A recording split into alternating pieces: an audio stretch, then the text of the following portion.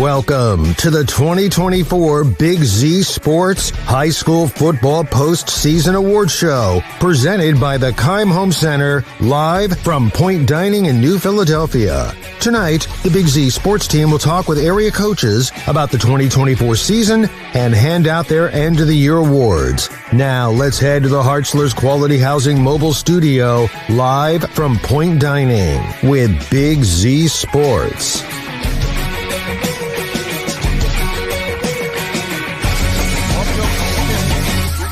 Roger, you are. I am. Welcome into the Big Z Sports Wrap-Up Show, brought to you by the Keim Home Center. And we are here at the Pointe Dining in New Philadelphia. And look, I just absolutely killed my steak. Yeah. I think that was a record, 30 seconds and gone. I felt bad for it. You did? I really did. It didn't stand a chance. It didn't. All right, Adam Swileski, Roger Metzger, I'm Chris Kale. Welcome into the show. And, look, we're going to have a lot of fun tonight, wrapping up with quite a few of our coaches. Yes. We're going to wrap up 15 teams tonight in total, and we're going to send one team off to the state championship game on Friday night. That will be on 99.9 WTUZ, which is going to be awesome. And on Saturday. Or on Saturday, sorry, on Saturday. It's happening. You know what I meant. Yeah, I was going to say, you keep using Friday. Keep thinking there's Friday. There's not much. Saturday. Yeah, you don't Right. typically talk about Saturday football unless it's early in the year, maybe Yeah. TCC or something like that. But yeah, it's easy mistake to make. I Yeah, guess. it's a quick, easy mistake to Yes, make. yes. You see, Roger's always correcting me. It's a good thing. No, I'm That's not what. always That's why we have him. You're always correcting me. I don't always correct you, do I? I should be corrected. You should. I should, at times. At times, sometimes. That's right. All right. Anyway, we're going to send, wrap up with 15 teams as we get ready to start basketball. Our basketball season starts on Friday night. Yep. And then, of course, the state championship game on Saturday. Adam and myself will have a girls' game on Saturday morning before we flip on 99.9 and head up to Canton. So it's going to be a great time. This is one of my favorite shows of the year because we get to, just sitting back and watching all the coaches that are here now, starting to fellowship with each other, all of our stringers getting together, all the great people from Claxon Communications that help us out. And it's just a great thing. And then at the end of the night, we get to give away some cool awards, and they're pretty awesome awards this year. They from are. Synergy. Yeah, Synergy Sign hooked us up once again, and I'm excited to see what the recipients think of these awards, because I think they're pretty sweet. I think they're the best ones yet. Yeah, and that's the goal. You got to keep making it, that just is like the goal. everything. You got to keep making it and better. I like it because we're celebrating a great season by a lot of teams. I mean, even if you didn't have a successful season, I mean, you still had a good year. And, of course, Indian Valley is at the pinnacle of this, and I'm telling you what. Pinnacle of what I'm excited about their chances. I am so excited for Coach Lank, his staff, and all the community, all of Tuscarawas County, really.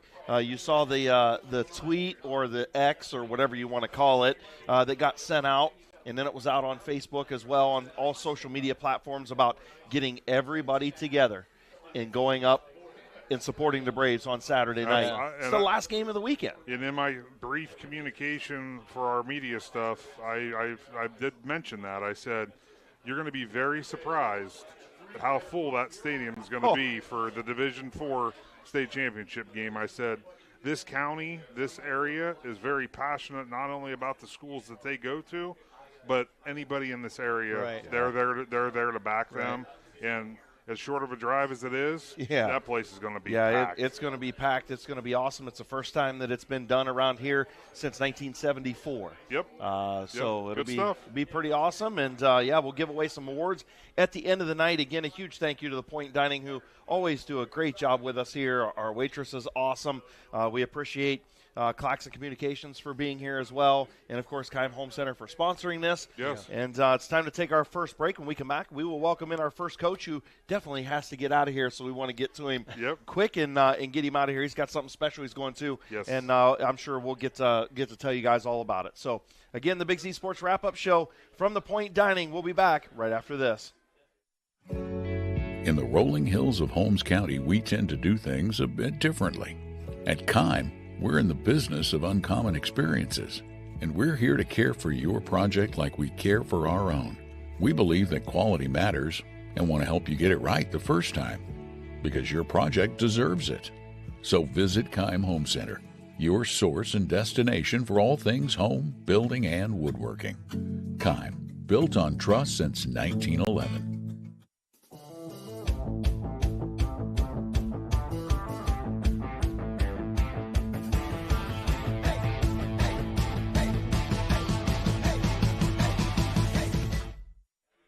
Welcome back to the Pointe Dining, the Keim Home Center Big Z Sports wrap-up show. Chris Kale, Roger Metzger here with you and being joined by our first coach, and it is head coach Derek O'Hara of the Conotton Valley Rockets. Coach, first of all, congratulations on a historic season for Conotton Valley football. We are so happy for you guys, and man, just what a season you had, huh? Absolutely. First off, thanks for having me. Appreciate you guys. It was an awesome season. I can't even put it into words. We just had our banquet Sunday and got to recognize all those guys and just the accomplishments that they've set forth and the standard that they set forth for their program. It's amazing. And it was a lot of fun. Coach, I got to tell you, you requested to be the first coach of the night, right? A lot of times we save the best for last, but we got requested by you to say, hey, yeah. I got somewhere I got to go to. Tell everybody out there where you're going tonight because it's pretty cool. Yeah, Coach Hertler, who everybody knows has been at Conotton Valley in the past couple of years, is getting inducted in the Stark County Hall of Fame. So going to take a couple of seniors up, some of our captains, and we're going to go represent Conotton Valley and be there for Coach Hertler, for everything he's done for myself and the program. Cool. And, so we're going to go up there and support him tonight. Absolutely. That is awesome. Well, Coach, we'll start with, kind of your little recap of the regular season, right? You guys finish up on a 2-game winning streak to get into the playoffs. A huge win over Steubenville Catholic Central on the road. Your only defeat in the second half of the season was to a really good Toronto team. Buckeye Trail, Frontier, and then Weirton Madonna to wrap up. And then, of course, your first half, you had a couple losses there to Malvern and Newcomerstown in crossover games. But really, when you look at it, a very successful season.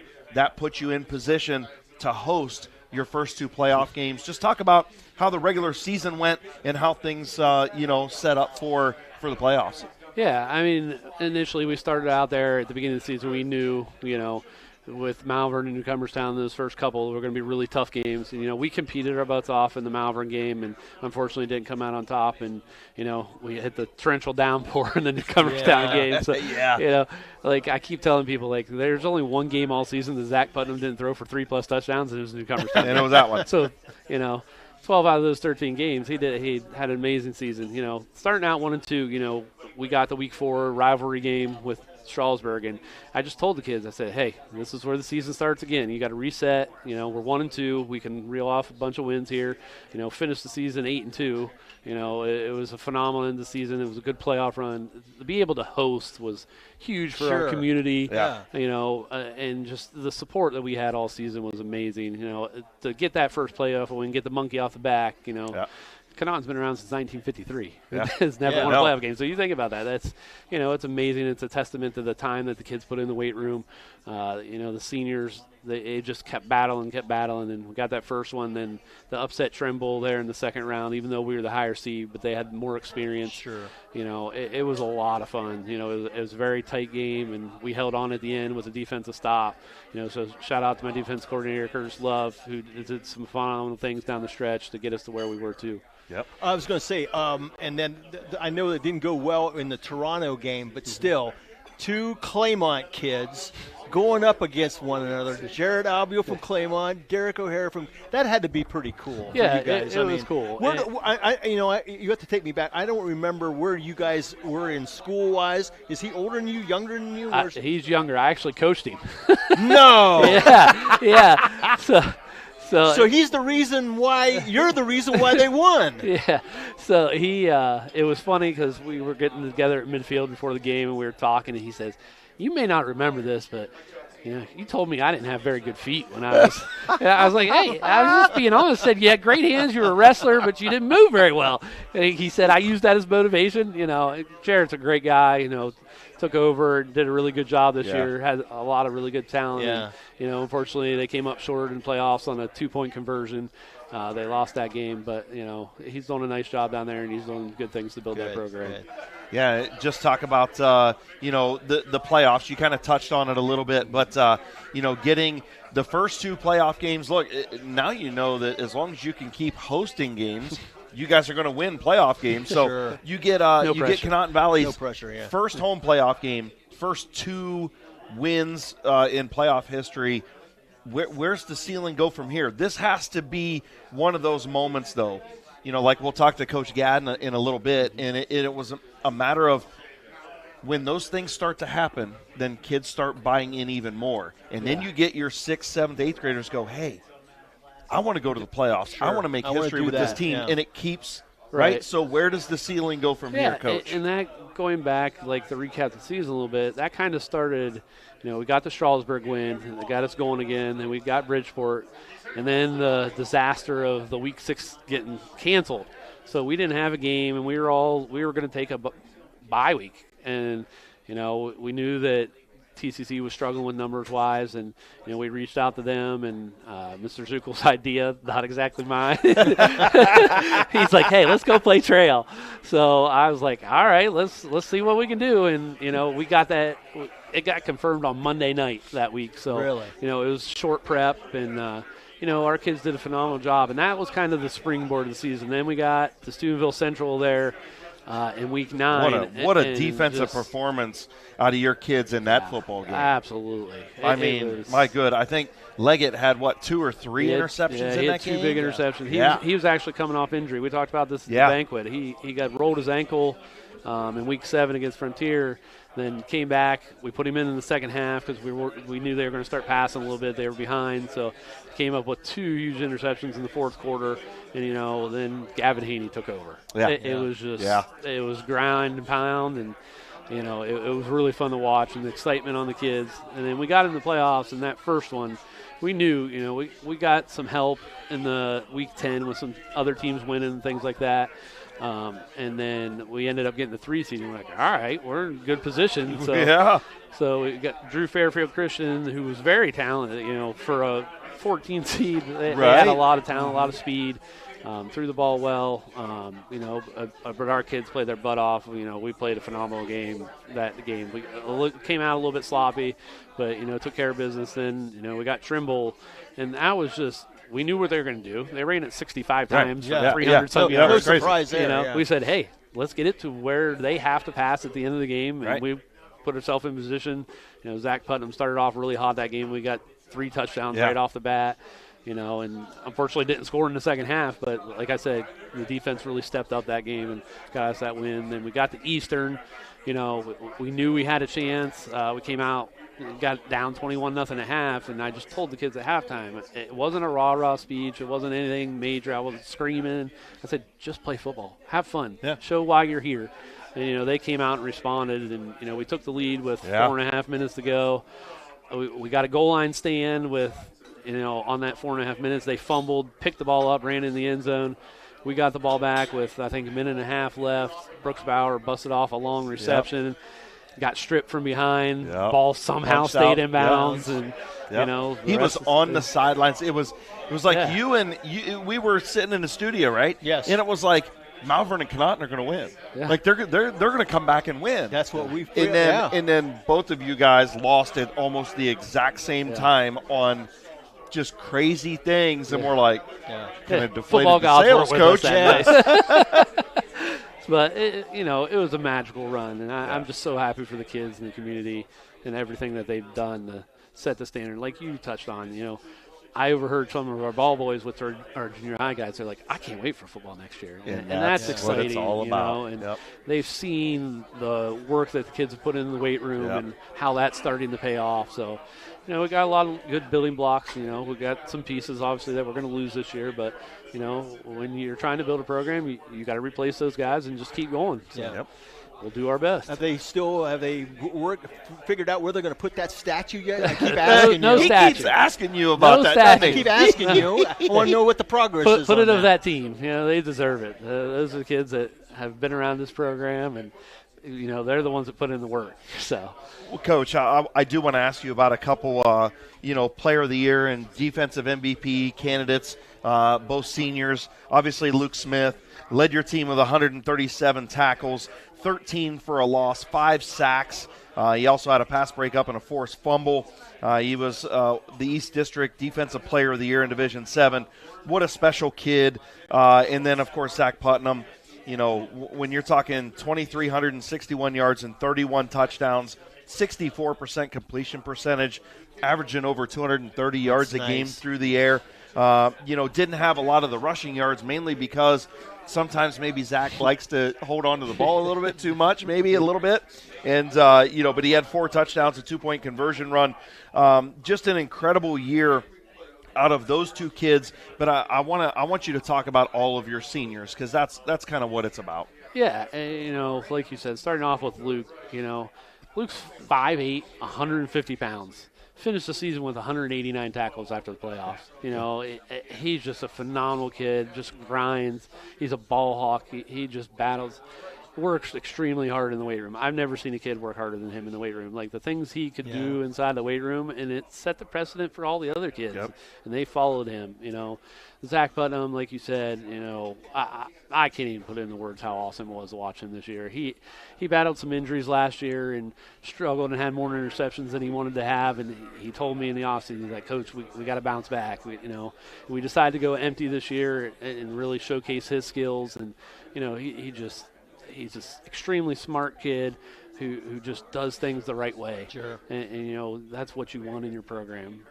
Brooks Bauer had over 1,000 yards receiving, 16 touchdowns. What an incredible kid, too, yeah. He was our motivational guy. He's the rah-rah guy. I joked at the banquet. I said, if Brooks was chirpy at the beginning of the game, we knew we were good to go. So, usually there's a ref coming over saying, hey, 21 won't shut his mouth. But it is what it is, You need those guys on your team. Yep. Magnus Andrews, 3-year starter up front for us, did a phenomenal job for us. He was a senior captain, led our O-line. Rylan Bagby came back out this year, played right tackle for us, which he even said, I'm not a tackle. I was like, you are this year. You are this year. So, and he played defensive end for us and did a really good job there. And all the other seniors, it's just a testament to they put in the time, they put in the work, and I'm really proud of those guys and what they were able to accomplish this year. Absolutely. Well, Coach, I know you got to get up north and see Coach Hertler. Please send him our best. Absolutely. We definitely miss him down here, but we're thankful that he put this program in such good hands with you, you and your staff, and all of the kids that participated in football this year for Conotton Valley in 2024. We applaud you. This will be something that this team will be remembered forever in Conotton Valley. Absolutely. And that's something that's pretty special. We look forward to seeing what you have in store and raise that bar higher in 2025. And we'll talk about all that come August. But congratulations. Absolutely. Great year. Got to give a shout out to Coach Lancaster before I get out of here. I know what they're doing right now. Hats off to him and his program. Coach Pete was my O-line coach in high school. So, Coach Pete, get it done tomorrow night or Saturday night. Yep. So, look forward to watching those guys and the season that they've had, and hopefully they can bring it home for the area. Yeah, absolutely. And also we want to send a shout-out to Jay. Jay Caldwell covered you guys, exclusively the last several years. Jay will go anywhere we ask him to go, and he does such a great job. But, we appreciate him as well. So, absolutely. All right, Coach. Well, thank you very much, and we'll see you in the spring or in the summer, right? Sounds good. Absolutely. All right. That is head coach Derek O'Hara from the historic season of the 2024 Conotton Valley Rockets. When we return, another coach will join us here on the Keim Home Center the Keim Home Center wrap-up show. Right after this from the Pointe Dining. In the rolling hills of Holmes County, we tend to do things a bit differently. At Keim, we're in the business of uncommon experiences, and we're here to care for your project like we care for our own. We believe that quality matters and want to help you get it right the first time, because your project deserves it.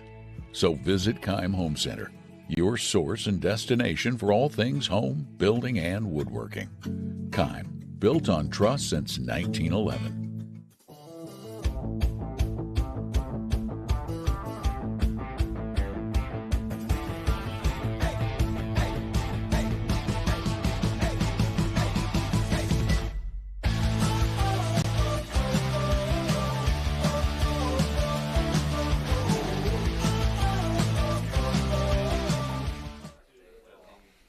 Welcome back to the Keim Home Center wrap-up show here from the Pointe Dining in New Philadelphia. And, Coach, did you get you something good to eat?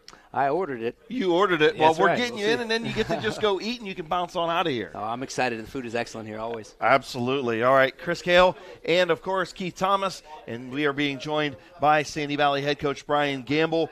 And, Coach, your 8th season at the helm. You guys finish up 5-5. Just missed that playoff spot. But nonetheless, you know, a good season by you guys, a good you lost a lot, so this was, I don't want to call it a rebuild, right? But it was a good reload season for you guys to find where some kids are going to be positioned for the next couple of years. Yep. You lose some key pieces, but you have a lot to build on coming back, right? Yeah. Obviously, we lose some key pieces, with some really good playmakers, Division I wide receiver with Lucas Gillen, and, a couple, obviously is our center, very good center. Yep. But we have, everybody else in the offensive line are back, you know what I mean? And, we have some key pieces. A quarterback. We have 2 quarterbacks that are returning.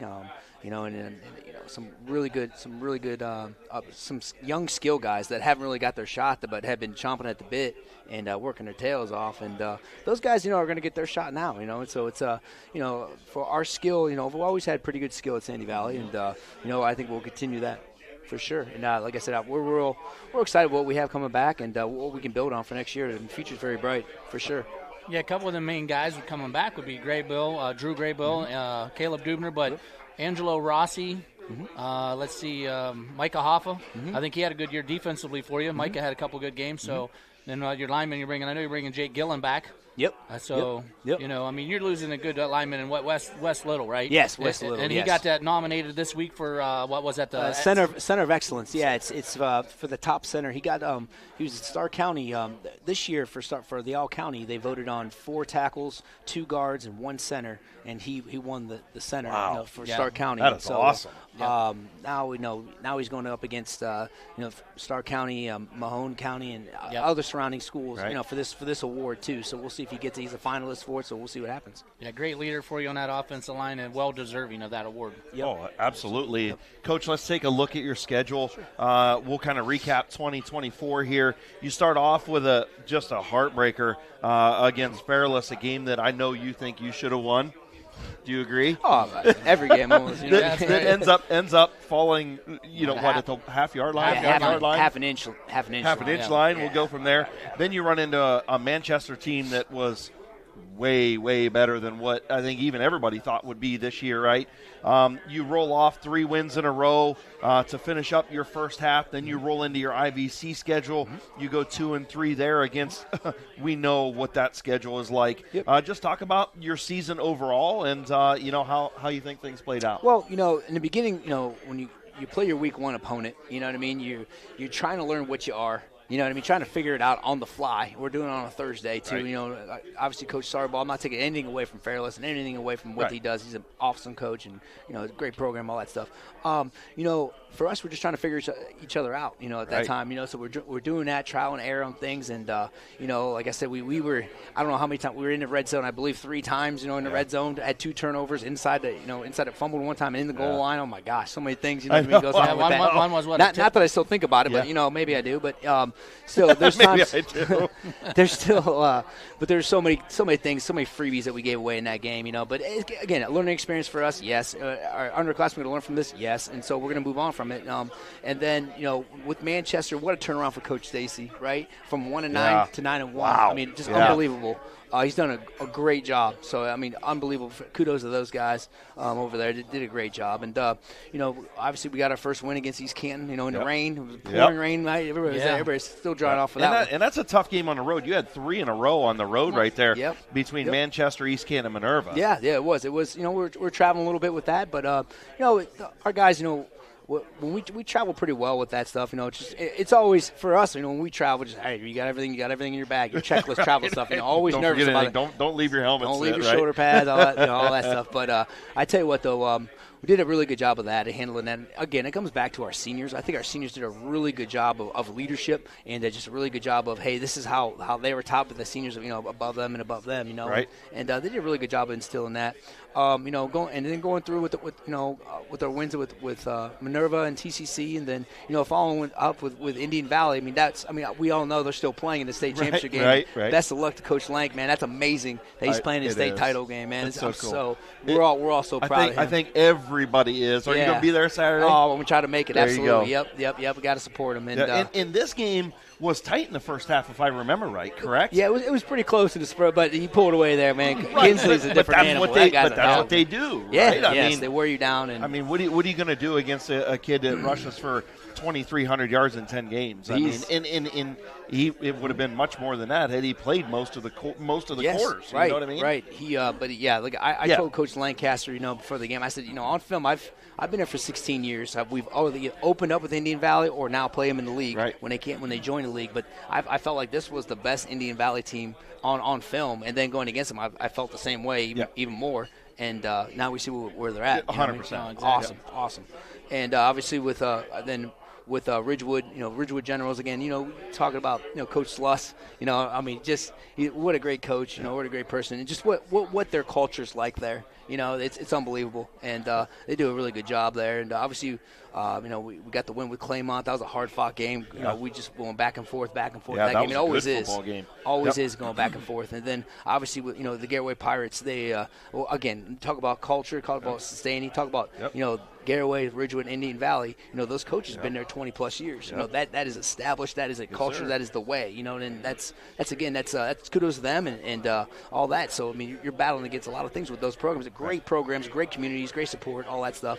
And then we finish up with a win with Tusky Valley. With our backyard rival. So. Right. So, it was tough going into Tusky Valley week because when I got there, you lost Luke Williams the week before. Yes. Senior leader. It was tough to see Luke, and I wanted to, bring that up. Yes. Luke had a great year going into that game, and, yes. He's been a key piece to you guys for the last several years. Ooh. Yes. And he's, for him, he was played with so much emotion and passion, and he was a 3-year starter, so we just plugged in a guy as our outside linebacker in a 4-3, and he was just could take care of the run, take care of the pass, set the edge too, just do so many things as a Swiss Army knife there. He did that for 3 years and at a high level, and so that was a big piece for us when he went down. But what a magnificent kid he is and a player he was. Again, it was really hard for us to replace that for sure. Yep. And Coach, talk about the rest of your senior class. Obviously, you talked a little bit about Lucas, Anthony Ross, Jack Murphy. You mentioned Luke. Just the other seniors that you have on your team that suited up for the last time this year. Yeah, we had 12 seniors this year, and guys like Michael Holfarth, that was mentioned earlier, and Angelo Rossi. Those guys, were role players for us. But I tell you what, Micah had a breakout game, and the game was going. The Tusky Valley game, the Week 10 game, was going back and forth. We were behind, battling it. We weren't playing very well in the first half, and but Micah stepped up in the second half, and we were throwing bubbles and short screen, little things to him, and he just broke things off. And because they were triple teaming Lucas, so they were trying to take him away, and he just had the game of his life for his final game. And I thought that was just an awesome thing for him to put his stamp at Sandy Valley that basically helped us win that game for sure. He did a great job with that. Anthony Ross, as a 3-year starter at corner for us, really good. Does a really good job for the backside. Sometimes he's a man-to-man press coverage back there. Did a really good job. Angelo Rossi, run filler, safety, did a really good job with that. And like I said, Jack Murphy, I can't say Jack, man. enough nice things about what this a dude. guy. He was another one of those dudes. Yes. He played linebacker for 3 years for us, and then got to carry the ball this year. He was behind Chad Davis the whole time before he graduated, and he got to Total Rock too and ran hard. But he was always the weight room guy, the leader in the weight room, and that culture is its own culture. You know what I mean? I really believe in that when you establish it, and he was that guy with that. The guys rallied around him and just did all that stuff, and I hope our underclassmen learn from that, and we can grow from him. And what a great family. But like I said, our seniors are going to be missed for sure. You know what I mean? But our underclassmen are excited to step up, and that's a big thing for us. Yep. Yeah, so you have a good freshman class incoming next year. Yeah, we have some really good players. We have a quarterback we really like. Another one coming through. You know what I mean? And we gonna do a 3.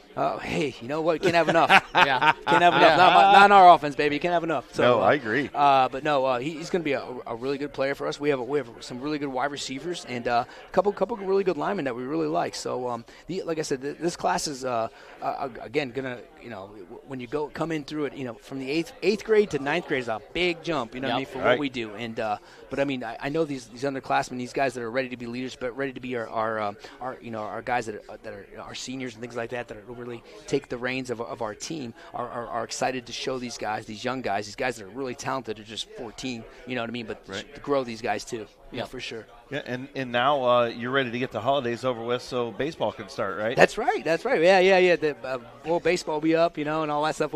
I'm not coaching baseball this year. No. Yeah, no. I gave it up in 2020. I didn't know that. Yeah, but I was a head baseball coach for 11 years.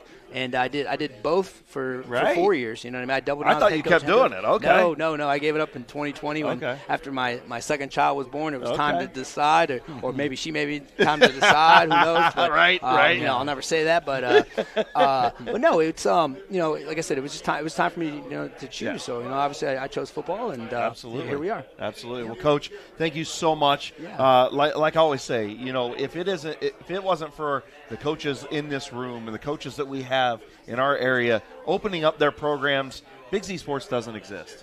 It doesn't. And you guys are just, you open up your doors and say, hey, come up and cover us. And we appreciate you. Happy holidays to you and your family. You guys, and we look forward to talking to you when summer rolls around about 2025. I know, man. Isn't it wild to say 2025? Isn't that wild? I know. It'll be here before you know it. Yes, it will. And I tell you what, the coverage you guys do is unbelievable. You know what I mean? The relationships that I've made, just all the coverages, everything, all the passion, not just for football, but just for all the sports you guys do, all the basketball and the wrestling and everything else you guys do. I mean, unbelievable job. Honestly, you guys do a great job, and I appreciate you guys having us on. Oh, we appreciate it. And look, and this is one of those things that's cool, right? Is you sit here and you have all these coaches hanging out with us, right? That's right. It's really neat, man, to get to know these guys, not just the football side, but life side and what's going on in the offseason too. It's always good to pick their brain. Yep. Absolutely. Well, I appreciate you guys. Yep, that is head coach Brian Gamble, the Sandy Valley Cardinals. And when we return, we'll tee up another coach right after this from the Keim Home Center wrap-up show from the Pointe Dining in New Philadelphia. In the rolling hills of Holmes County, we tend to do things a bit differently. At Keim, we're in the business of uncommon experiences, and we're here to care for your project like we care for our own. We believe that quality matters and want to help you get it right the first time, because your project deserves it. So visit Keim Home Center, your source and destination for all things home, building, and woodworking. Keim, built on trust since 1911.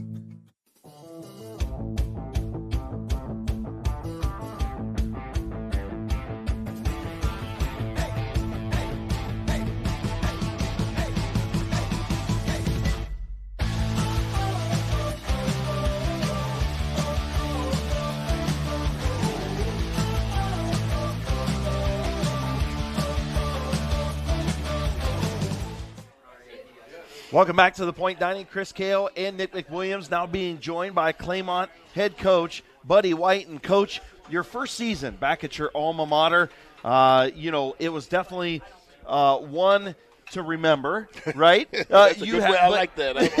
It was one to remember. But, look, I can say one thing about your team this year. The record doesn't indicate how hard your kids fought and your staff fought all year long because, look, your team was in a lot of these games. You just couldn't finish, right? We couldn't finish, and we were playing mainly sophomores. Right. I know one game we had against I think it was against Fairless. I started 10 of our 11 starters were sophomores. Right. Guys are going to be coming back. And we just went to the focus instead of talking about, hey, we got to win. No, you got to learn how to compete before you learn how to win. Right. And so these kids went out there. I love that they showed up every day for practice and prepared. And, and that's the one thing that I was really excited about. I said, hey, man, I ain't going to quit until y'all quit. You know, and they wouldn't quit. And they didn't quit. They did not quit. They kept showing up, and the great thing about it is, you know, all those kids are going to be back next year. They had 3 seniors, 3 starting seniors, and they all started on offense. So I'm excited. You know, we're going to be working out in the mornings, and you know, and we already got kids. You know, after school, they're already working out. Right. That's great. That's what great. you want, right? Well, Sets that precedent. It's a whole different culture that I'm trying to bring there.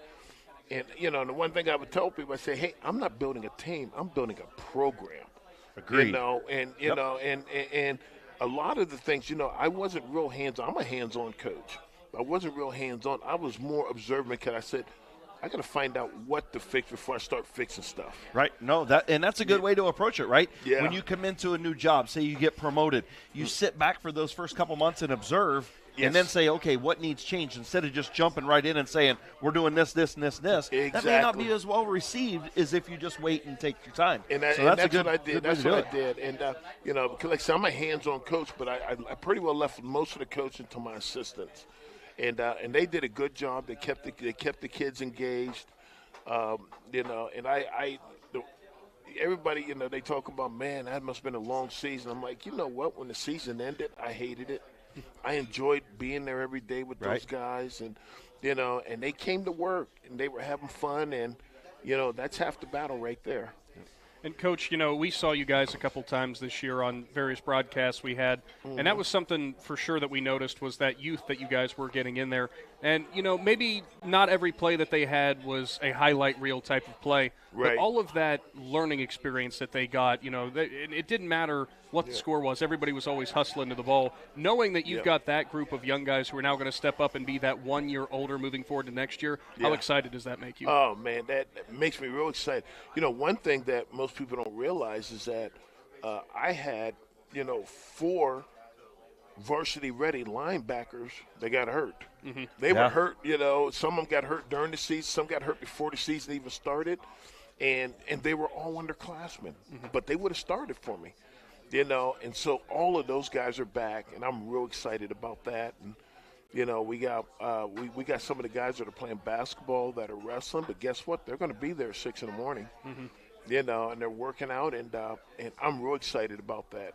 I was at the banquet. I remember telling the parents, and I said, you know, we're going to be there 6 in the morning. If you guys wake up and go to work and you leave at 7 and your kid's still there, you know that he missed workouts this morning. Right. And the guy he's competing against is going to be at workouts. And so you can't come rolling up on me talking about playing time when you know your kid hadn't bought into what we're trying to do. Well, and that's the winning formula, right? You start from the very groundwork and build your way up, and that's where it starts at the beginning is the weight room. That's exactly where it is because, like I said, we got pushed around last year. We just weren't strong enough, and I recognized that real quick. You know, our linebackers, like I said, they didn't want to step up in the hole and tackle, so they're diving at legs and you know, things like that, things that we got to break. And what's crazy is that, you know, every day we were doing tackling circuit. Hey, this is one of the reasons why they couldn't win here. We're going to tackle. We get in the very first game, they're diving at legs. I'm like, oh. right. Sometimes it just happens, Coach. Yeah. So eventually, hopefully the light came on, and they realized, you know, I told them all the things that I saw that was holding us back. And I said, and I'm going to fix those things this year because a lot of the things we can control. And we're going to do the things that we can control and just, you know, hopefully the right kids are going to buy in. Yep. And if they do, then they're going to have a much more successful season than they had this year. Well, Coach, talk about your senior class. You know, you only got to spend a year with Drew Fox, but I know that's one of the kids that you're going to miss and wish you had more time to work with. Talk about those seniors. I tell you what, they were great guys. You know, 2 of them were senior captains, and they led. You know, they led the best that they could. I'm going to miss Drew a lot. I'm going to miss Zach Douglas. He was one of our linemen. And Mason Morris was another alignment. Those were our 3 starters right there, and they all started on the offensive side of the ball. And you know, they were just great kids. You know, kids that I enjoyed coming to practice, being around every day. Now, my years at Reynoldsburg, I spent 11 years. I had some teams I didn't like. I couldn't wait for the season to get over. So I'm like, go, you guys. I had some seniors I didn't like at all, senior class. But I can truly tell you that I enjoyed the senior class. They led the best that they could.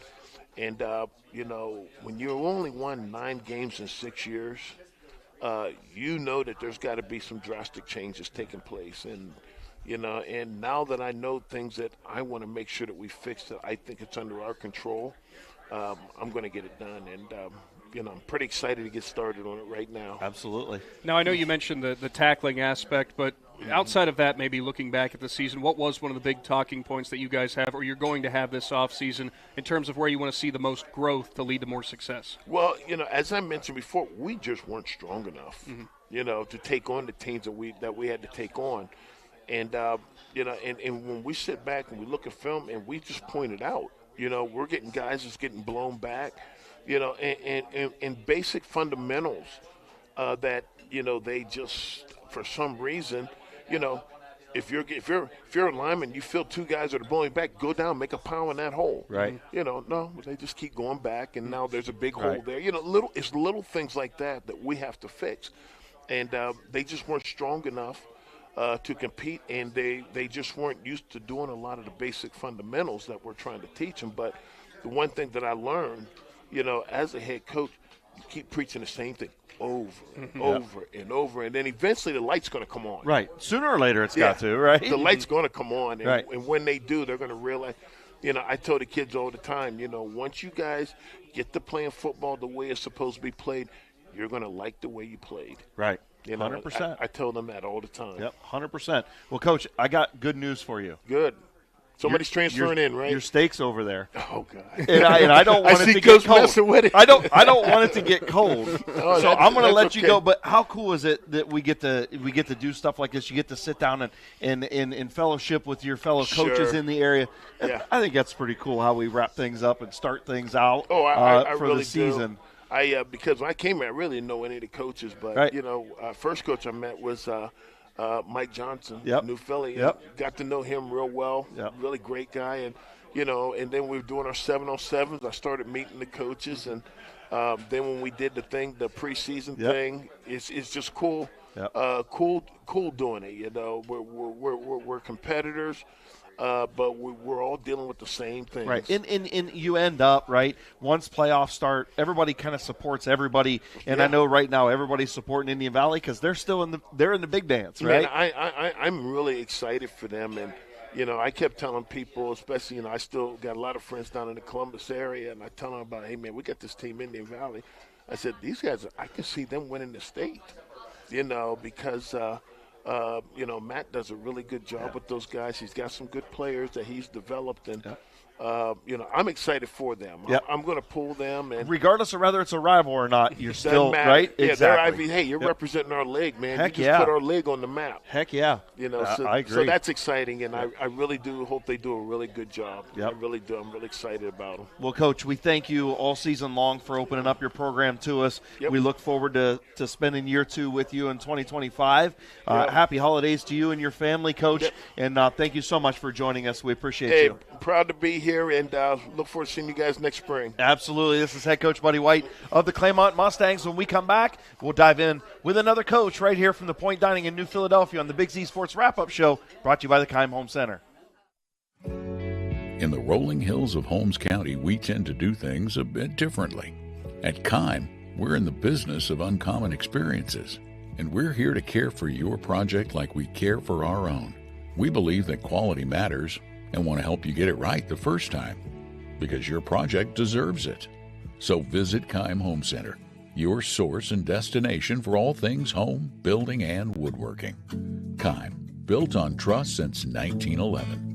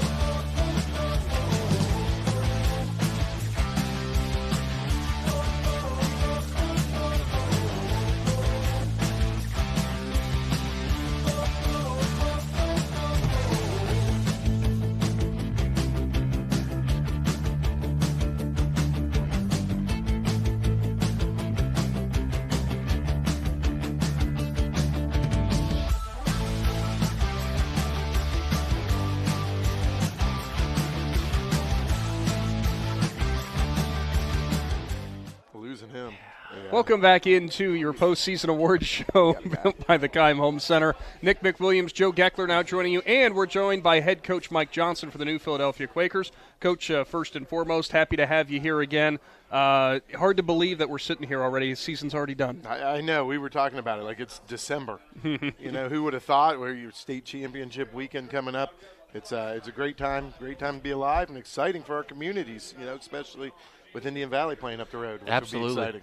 Coach, obviously we get into 2-a-days in August. We come out and see you guys, and when it's like 98 degrees, and we end the season, it's 10 below zero with the wind chill. But this is Ohio weather for you. But, your season, I think it went better than most people expected. I'm going to say that very respectfully. I think most people felt maybe, hey, it could be a down year for the Quakers. But you know what? You guys stepped up and played a lot of good competition and really grew as the season went.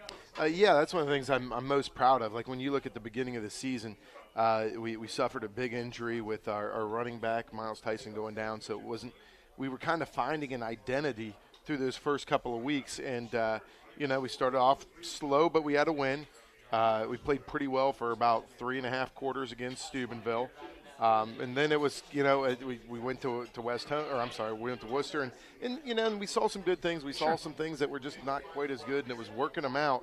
And then I think really when we hit about week 6, we kind of found out who we were and hit our stride and really started to grow. And I'm really excited with how our kids really had that last 5-game stretch leading into the playoffs. I'm happy you mentioned that 5-game stretch because you guys started the year at 2-3. I think some people were wondering, what's New Philadelphia going to be like? People already looking ahead to Dover week, obviously, and thinking, we don't know how this is going to go. Then you rip off 5 straight wins, including a big rivalry win against Dover. What was the thing that led to that difference on the second half of the season? Well, I think when you look at Week 2 against Steubenville was a winnable game, and we were winning most of it. They ended up losing by 6. Week 4, we lost to Ashland, and both those teams were undefeated. And we lost by 3 points. Week 5, we played probably about as bad as you could, and we still had a chance to win in overtime. So, when you look at where we were, it wasn't that we were a bad team. It was we had a couple of tight ones, and then we played really, really poorly. So it wasn't that we didn't think we were any good. It was we can do it. We got to do it. Let's go do it. And we got back on track with Lindsley driving down to West Lib, and it was a great place for a football game. What a fun drive that is, too, right? No comment on the drive, but the place is beautiful. And our kids showed up, and they played lights out. It was first play was a great play. Picked up 40, 50 yards, and we never really stopped. And that's one of the things that was exciting because it showed our kids you can do it. And then from there on out through the rest of the OCC, which is good competition. We handled our business, and of those OCC teams we beat in those last 5 games, 3 of those teams were playing in week 13. So I think when you look at where our program is and what our seniors have done for us is I think they kind of took us from, we're a 6-4 football team. We're doing okay to you guys can be pretty good. Let's go do it. And I think that's one of the things that gives me comfort going into this offseason is that knowing that they moved us forward, and that's pretty exciting. Coach, sometimes you just need that win, like you said, for your team to know that they can win. Sometimes you got to find a way to win, and maybe those teams are like, man, we just can't get over the top, and we lose a close one, and then all of a sudden it clicks in one game, and then they're like, okay, that's how we do it each week. And if you look from week 6 on, win, and that it's kind of like if you look at the Wheeling game or the Lindsley game, that was probably that game where your team realized, hey, we can go on the road and beat a quality football team, and we did it handily, And really, and that's what we were able to do. And I think you take that momentum, like you said, and you kind of find out who you are and what your guys are really good at. And we had different guys playing at different positions throughout the course of the season. Everybody does. Everybody's trying to figure out that I don't know, that's a puzzle, the dynamic of it, whatever it is. But our guys were able to kind of, or our coaches, our players, kind of, hey, here's our rules. This is what we're going to do, And I think our guys got a lot of comfort with it. And Keaton took care of delivering the ball and taking care of the ball. So we took care of the football. We got turnovers. We scored, and we played good special teams as well. So, like, I mean, everything was really coming together when you look at complementary football, and that's what you try to do. Now, I think there was something last year I actually asked you about that, if you go down through the end of the season and you guys look at the games that you were in or the games that you won, even some of the tight ones like you mentioned in those first 5 weeks that you came up just short, you guys are almost establishing this identity of, we might not blow you out of the water in terms of our total yards or points or anything, but we're going to do all the little stuff in the right moments to get a win. Is that something that you guys strive for with Quaker football? I think you're always trying to do the right thing. You're always trying to get those moments. And one of the things that I think we did a better job of as coaches was putting our kids in positions to make those plays. We have a great group. I mean, really, when you look at, like, our sophomore class is really nice, and a lot of those kids, played somewhere. And we found rules for some of them because they were good enough to get on that field. That junior class is solid. I mean, there's 15, 16 kids, and they can play football. Mm-hmm. So, and then you get the senior class, and we had, led by Keaton and Boston, 3-year starters. And then you had Carson Long, a 2-year starter who was unbelievable, and Pete DiDonato, Aiden Matthews. Like, I mean, all these guys, as they stepped in, and as we had that younger group around them, they were able to kind of help lift up. And I was impressed with our seniors and their leadership and their willingness to accept those young guys. Mm-hmm. I think that's one of the things that really made this team a little different was, and we do exit interviews at the end of the year, and I'm sitting there trying to talk to all these kids, and that takes forever. But it's awesome because you're able to talk to them and say, hey, what was good? What's something that was good? What was something that was bad? And a lot of them talked about the locker room was fun. Yeah. Mm-hmm. And the locker room's fun. It's fun to come to. And when it's fun to be at football, it makes it a little bit easier to do hard things. Sure. And usually football practice and football games are hard. So I think our kids were in a good place for it, and that's one of the things I'm really happy about. You just mentioned a minute ago your senior leadership, and your quarterback, Keaton Fossil, he was one of those senior leaders for you. Has been, I believe, a 3-year starter for you. Yes. And did some amazing things for Quaker football. Talk about him and how you're going to miss him. I mean, we're going to miss him. I mean, he did a tremendous job. Like, one of the things, as I would look through the stats throughout the course of the year, I'd be like, oh my gosh, Keaton's responsible for everything. Which is, I mean, he's your leader, he's your distributor. He took care of the ball. Like, that was one of the things that was so great was he didn't turn it over. He threw like a 2 or 3 picks in the first 6 weeks, and they were like on 3rd and longs, sure. And it's as good almost as like a punt. Yeah. Oh yeah. So they were prayers he was hoping for, Right, trying to make a play. It's kids trying to make a play. So I thought he did a great job of leading us in that way. He did a great job of distributing the football. I mean, he got it to Carson Long caught balls, Pete caught balls. C.J. Carlisle came out of nowhere and blew up, and he caught a ton of footballs. and then, just his willingness to be able to deliver to multiple receivers. At the end of the year, it was Carter Watson had a couple of big catches for us. So, it's unselfish football, and that's going to let you have some success. Now, I know you talked about those seniors. Now you got those juniors, including CJ, coming back for next year. You guys had some sophomores that stepped up in big ways, too, which, how big is that going to be moving forward, considering they've already got that varsity time under their belts? It's unbelievable. I mean, really, when we look at, like, our juniors, you got some of those guys who will be 3-year starters by the time they graduate, which is exciting. Mm-hmm. You got a lot of them who are going to be 2-year starters, but then when you sprinkle in that sophomore class who are now you're going into year 2 and you're a varsity football player again, and then we get a third time. Like, it's really exciting because it gives you it's hard to play a lot of guys. Mm-hmm. I mean, the football season, the football games, like, they're shorter than you think they are.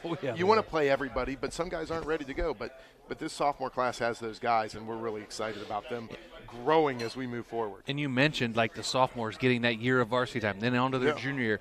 But that also probably equates to better off seasons because they're like, man, I got on the field, I'm going to lift harder, I'm going to work out harder and bring these guys along. And then the time they get to seniors, they're dominant in the weight room, and they're really, you know what I mean? That's what you hope for. You hope that hunger just keeps breeding itself, for that success that they had allows them to keep reaching for more success. And I think that's what's great. And when you see, like, going back to these seniors, I did think they were unselfish as they kind of got people around and got people excited. And that's one of the things you need, because if you can learn from that, you can bring that and have a little bit of that edge where I want to be the dude, sure, it's only going to help you out. Speaking of the dude, Week 10.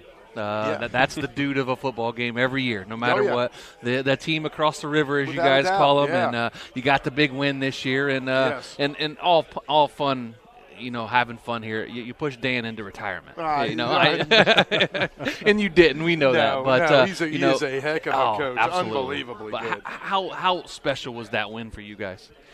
It's so special. I mean, you look at it like it's the rivalry game. It's Week 10. It's what everybody always looks forward to. We talk about it leading up to it. Like, I mean, when you were a kid, when you're 8 years old or whatever, you're at the football game, like, this is the one. Sure. The things that, like, my kids are growing up in it, like this, like, they beat them in 8th grade and they were excited. We beat them, and that's what matters. And all the games matter. Sure. That one always matters a little bit more because it's that one. Oh, yeah. And to just our kids to be excited for it, to be prepared for it, and it was really awesome. And that was really the best football game we played. When you look at it, like our offense, I don't know. I mean, it seemed like everything we were doing was working, which was phenomenal. Sure. Our defense was able to get key stops at key times. We were able to get to the quarterback, and that makes a difference. And I thought that was huge for us. Coming off that huge win and then going to round one of the playoffs and traveling as far as you guys did, was that 3.5 hours? Yeah. 3.5 hour bus trip south. Yeah, and, coming off such a huge momentum and all that excitement, coming off beating your rival and trying to get these guys back focused on, okay, round one of the playoffs, and then you're like, crap, 3.5 hour bus ride. How am I going to keep these guys focused? How hard of a task was that as the coaching staff? Well, I thought our kids did a great job bouncing back, and really, like, we explained to them on Monday, like, hey, here's what's going on. Like, this is what Friday looks like. Friday, I'm going to get you out of school early. We're leaving when you come to school. You're going to get your attendance. Maybe you can get like a granola bar or something, and then we're out. No, but I thought our coaches did a good job of laying out the plan for them. And really, by the time we got there, it was like, listen, everything is going according to plan. Let's go play football. Sure. And our kids came out, and I thought we played a pretty good football game. Yeah. Not quite good enough. We need to get the ball in the red. When we're in the red zone, we got to score it, and that comes back to me. But I was really impressed with our guys and their just being able to take on something as difficult as that, because it is hard to ride in the bus for 3 hours. We don't like it as broadcasters when we have to go an hour. I it's can not only a imagine. bus. We're in a car. But right. No, I get it. But no, I thought our guys did a great job with it, and I'm proud of them. Well, Coach, we thank you so much for your time. Congratulations on a great 2024, and we look forward to seeing you in 25. The spring will be here before we know it. It will. Those weights will be clanging in no time. When's lifting start for you guys?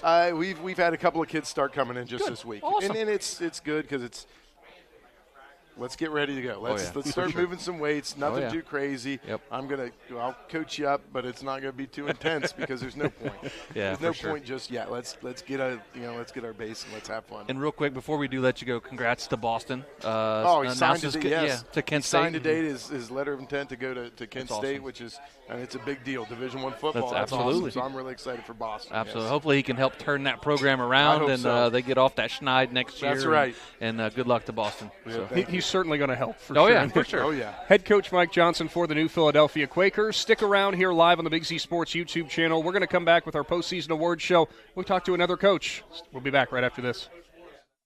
In the rolling hills of Holmes County, we tend to do things a bit differently. At Keim, we're in the business of uncommon experiences, and we're here to care for your project like we care for our own. We believe that quality matters and want to help you get it right the first time, because your project deserves it. So visit Keim Home Center, your source and destination for all things home, building, and woodworking. Keim, built on trust since 1911.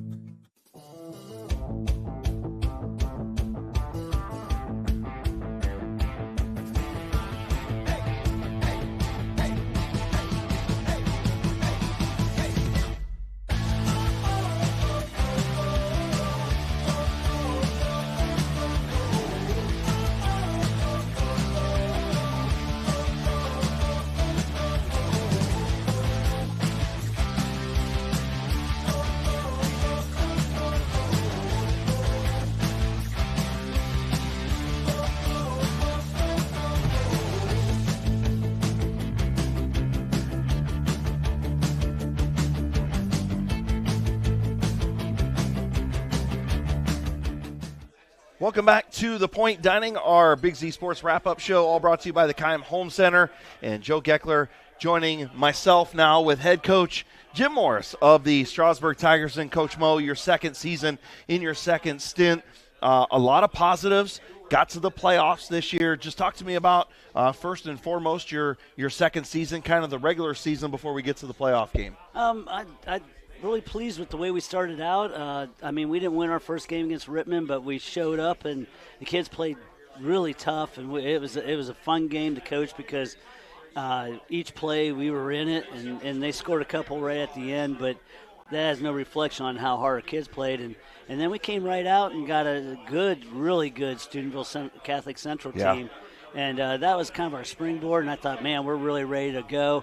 Went to Latonia and got the win there, and then we got hit in the mouth then against Conotton Valley, and things kind of went south with some injuries that way and stuff. But we battled. We played Conotton Valley. You didn't play real well, and then we come back and have Ridgewood, and everybody's like, oh, my gosh. And it's like, yeah, you know what? We got to go play, though.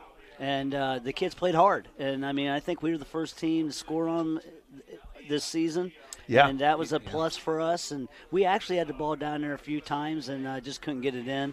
And it just kind of went that way. Then you had Malvern. Then you had Buckeye Trail. Right. They just kept on going down. And we just kept getting these teams that had big kids and very athletic kids. And our kids were getting beat on pretty good because we were going both ways. And we battled. And they played with pride. And I thought it was a very successful season that way. Coach, looking at it, like you said, you were 2-1 sitting after week 3, and going into week 4, you kind of ran into a little bit of a gauntlet right there for about 3 weeks. You had Conotton Valley. We know they went all the regional semifinals regional semifinals. Yep. Then you run into Ridgewood, another regional semifinal team, and then you ran into Malvern, another regional semifinal team. So 3 straight games against 3 amazing opponents. And, you kind of you lose a little bit of that momentum as you head towards the rest of the season. But, man, running through a gauntlet, we talked to coaches about that, the IVC South gauntlet that they run through when they start that. Right. That's really difficult. But those 3 games are as tough as anybody played all year. Oh, with that, the scores don't indicate how well we really played. Sure. Well, I agree because in the first half of a lot of those games, it was a 1-score or a 2-possession ball game. Right. And, and truthfully, at Ridgewood, there was an opportunity where I thought we got a turnover, which really would have turned the game around because it would put us up 2 touchdowns. Right. And, we didn't get that call, obviously, but we had things like that happened to us this year. But it wasn't one of those things where I was really disappointed that they were just pushing us all over the place. Right. It was just the fact that we get down in there and then we make a mistake or we turn the ball over. And once we get that out of our system, I think next year it bodes really well for us. Yeah, I agree. And, Coach, talking about, the playoff game against the number 2 seed in Eastern, that game was very close until late in the fourth quarter, right? I think you guys scored first, right? Weren't you up 7-0? No, they returned a kickoff back for a touchdown, and then we went right down and tied it. Well, not on that possession. We had a big run, and then we moved the ball down on a catch to about the 10. I ran my tailback for the first time in the game, and he broke his collarbone. Oh. And I had to do some moving around, and then 2 plays later I lost my left tackle with an MCL injury. And that drive stalled with an interception in the end zone, which that game we were down there inside the 20 5 times, scored once, and threw 3 picks in the end zone. Well, but everybody thought, I won't say everybody, right, because everybody in this area thought, hey, this is going to be a harder game for Eastern than what I think they realize. Yeah. But if you look at it on paper, okay, you've got the 15 and the 2, and you're going, oh, this could be a running clock situation in the second half. And we're all like, I don't think so. No. You know what I mean? Our kids showed up. We gave them fits. Yeah. They have a really good quarterback. They had a nice team, obviously, going to the regionals and playing – and to the very end. And probably should have lost in the regionals. Right. Yeah. Oh, yeah. Yeah. So, I'm thinking, we were pounding on them. We moved the ball. We had some big pass plays. Our kids really stepped up and fought that game. And that's one of the games that I think we truly went in. And for the first time in a long time, I felt that every single kid believed that we were going to come out with a W. And that's when we looked at each other and said, you know what, we're doing something here. Yeah, you're doing something. These kids are doing something. And they're playing hard, and they're believing in what we're doing. And that was the big part. Yeah, speaking of doing something, Coach, we were talking off the air. You only have 4 seniors. So you have everybody coming back. You lose 4 guys, which are important. I'm not downplaying losing seniors. But, man, you have 95% of your team back. You know, and you guys were gaining some serious momentum, doing some really good things. You going into your 3rd season, you know, really getting things going. You know, talk about, you know, those 4 seniors, what they meant to you, and, you know, looking forward to 25. Well, they set the tone. I mean, they were the guys on Team 77 that really set the tone. They believed. They worked hard. You couldn't keep them out of the lineup. I mean, I had one young man who played nose guard for us in the Malvern game. His kneecap was on the outside of his leg. Ouch. And we're sitting there trying to, you know, assess what we need to do to get him off the field and stuff. And the people come off with the stretcher, and they're like, well, I think we need to cart him off. He's not going to be able to walk. And he's like, no, just move it, and then I'll come back and play. It's not a big deal. I'm like, no, you're not coming. and the whole time, he's just smiling. I mean, he's like, it hurts, but I can still play, Coach. I can still play. That's just the type of guy he was. That's a heart. That's a heart. And believe it or not, 2 weeks later, he was playing on one leg, but he was giving us some minutes. Sure. Because our other guy got injured, and we were down to almost nothing. And bless his heart, he played hard. My right tackle played very hard, and he played defensive end and gave us everything he had. My safety and running back was awesome. One of the better players that I've coached in a long time. Parker. Yeah, just amazing young man. And, you know, I just go right down the row. You know, Caden Thomas made a great place, you know, game after game, because he just believed and just could find and see things. And those guys, by doing that, my younger guys are like, you know what, we're going to follow that lead. And we're going to sorely miss these guys, but, you know, next year we're going to have almost all our juniors and juniors and sophomores. And you've got Gage back for like his 7th year, I think, something like that. So, seems like he's been there twice. forever. And he's played a different position every year. It seems like he's been there quarterback, forever. then he was receiver, then an offensive lineman. I know. What's he going to be next year, Coach? That's a secret. We're going to count on him big time. And you bring Brody back, right? So the experience that he got this year is great, right? What a good athlete he is. Also, Brody Bauman. Another one of those kids, I think he got dinged up for you, right? He broke his arm in the Rittman game and then never returned. So. And that was a freshman that you used at the quarterback position a little bit as well. Right. So, you know, you bring him back as a sophomore. We talked about Gage. You got Kaiser Thomas, Ryan Becker, Micah McVeigh, all these young kids coming back.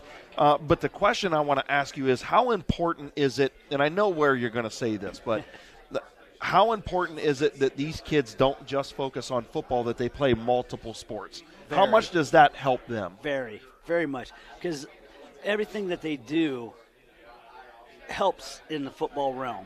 So, like, our guys playing basketball and making them quick cuts and reading the defense and being able to, like, no-look passes and all that stuff and going from transition of one to the other on a turnover or something, that's the kind of stuff we can't simulate in the weight room or anything else. And then, you know, you have baseball and track, which is so important. And in a school like ours, you know, those guys are all doing that. Oh, yeah. Right. And the hand-eye coordination that baseball teaches is important, you know, and playing with the team. Right. You know, and competing. Right. That's the biggest thing. I mean, we'll get stronger. I'm not worried about that. I want to get faster. I want to get more of a family atmosphere, and that's our biggest breeding problem. We got to come together and really just coexist as one unit, and we're almost there. The binds are tight.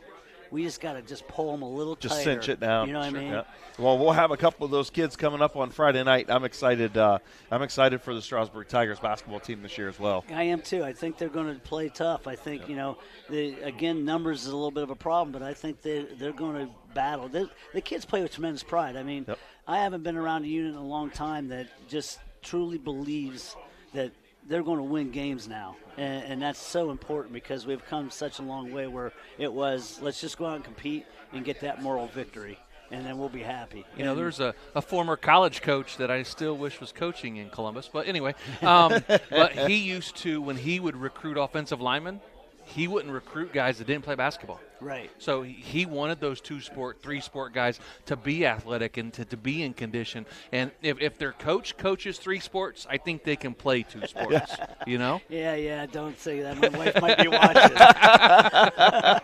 Yeah, you know, you got to pad the retirement a little bit. Sure. Oh, yeah. Yep. That's what I love to do. I mean, coaching is my life. That's always been sports, and that's just something that I've always been a part of, and I agree with you. I got to have those kids competing constantly because we can't do that in the weight room. Coach, I know obviously you spent several years with Coach Dan Ift at Dover. Would you like to say anything to Coach as he steps away and enjoys retirement?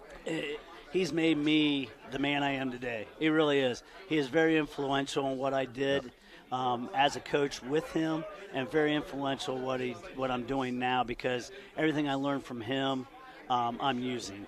And it's none of my stuff. It really isn't. It's just my voice, but it's what he's taught me to do.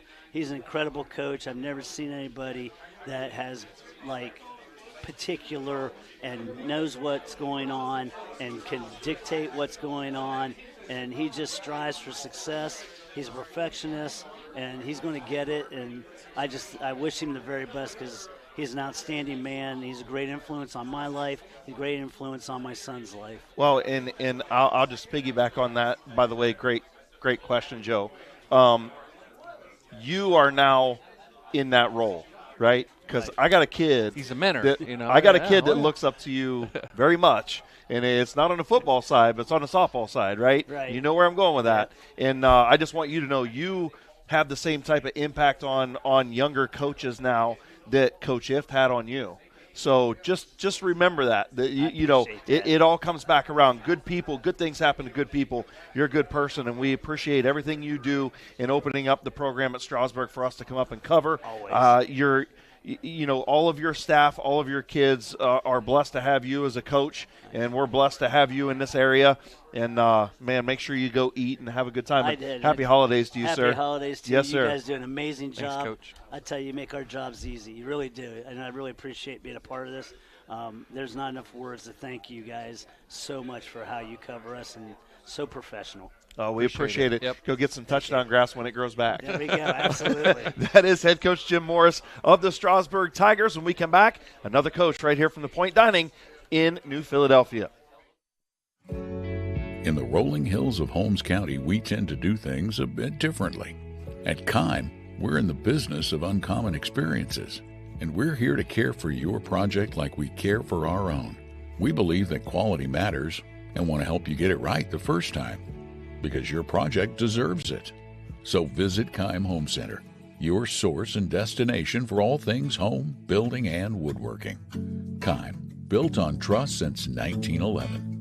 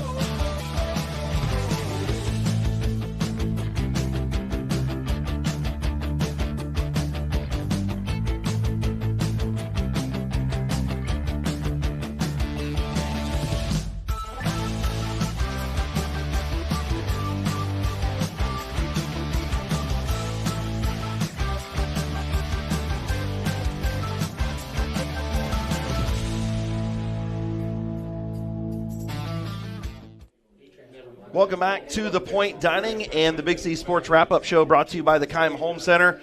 Chris Kale and Nick McWilliams now being joined by a couple of Newcomerstown Trojans, head coach Dirk Gadd and special team is, what do you want to say, extraordinaire? Just specialist. Specialist, yeah. Ethan Foster. And we'll get to Ethan here in a minute, Nick. But Coach Gadd, another great season by Newcomerstown. Look, every year we say, this is now one of those teams that nobody wants to play anymore. Nobody wants to play Newcomerstown Trojans because, look, the program that you have built and that you continue to build down there is starting to become one of those every year perennial teams that just show up and knock off 7, 8, 9, 10 wins a season. Yeah, and it's credit to all the hard work that the kids have put in. I don't know if there's nobody out there who wants to play us. I still feel like we get a lot of phone calls. So I'm not sure if we're to that point yet, but we're definitely making some progress. Now, Coach, you got to remind me because I can't remember off the top of my head. I know we were there for a game for you guys this year, and we always like to joke with you. You're going to start doing, 5 wide. You're going to start spreading it out. What actually happened that you guys did go out in the shotgun? That shocked us a little bit. So looking forward into 2025, little changes on the offense maybe? We're still going to run the football. We take a look at our personnel every single year.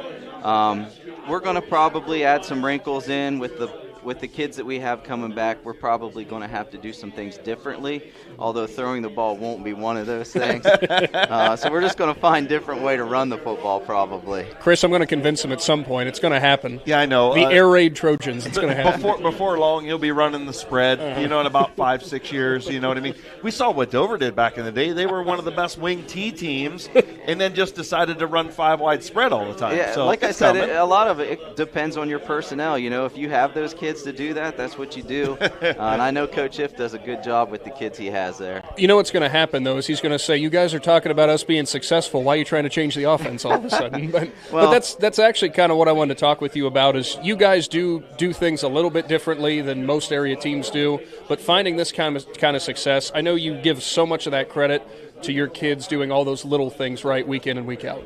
Yeah, and when I talk to head coaches at other schools, they say, they don't see what we do very often, so it's so hard for them to game plan. So I think that definitely gives us an advantage. It's just hard to replicate what we do with a scout team in practice, just like it's tough for us to replicate what some of these spread teams do in practice. Right. So, there's a little give and take there, but, I think, running the wishbone definitely has its benefits because it's hard to prepare for. Yeah, absolutely. And Coach, we'll go over your schedule real quick. Obviously, the first 5 games you went through and won all 5 of those. Very tough teams in Conotton Valley and Toronto that you ended up facing there.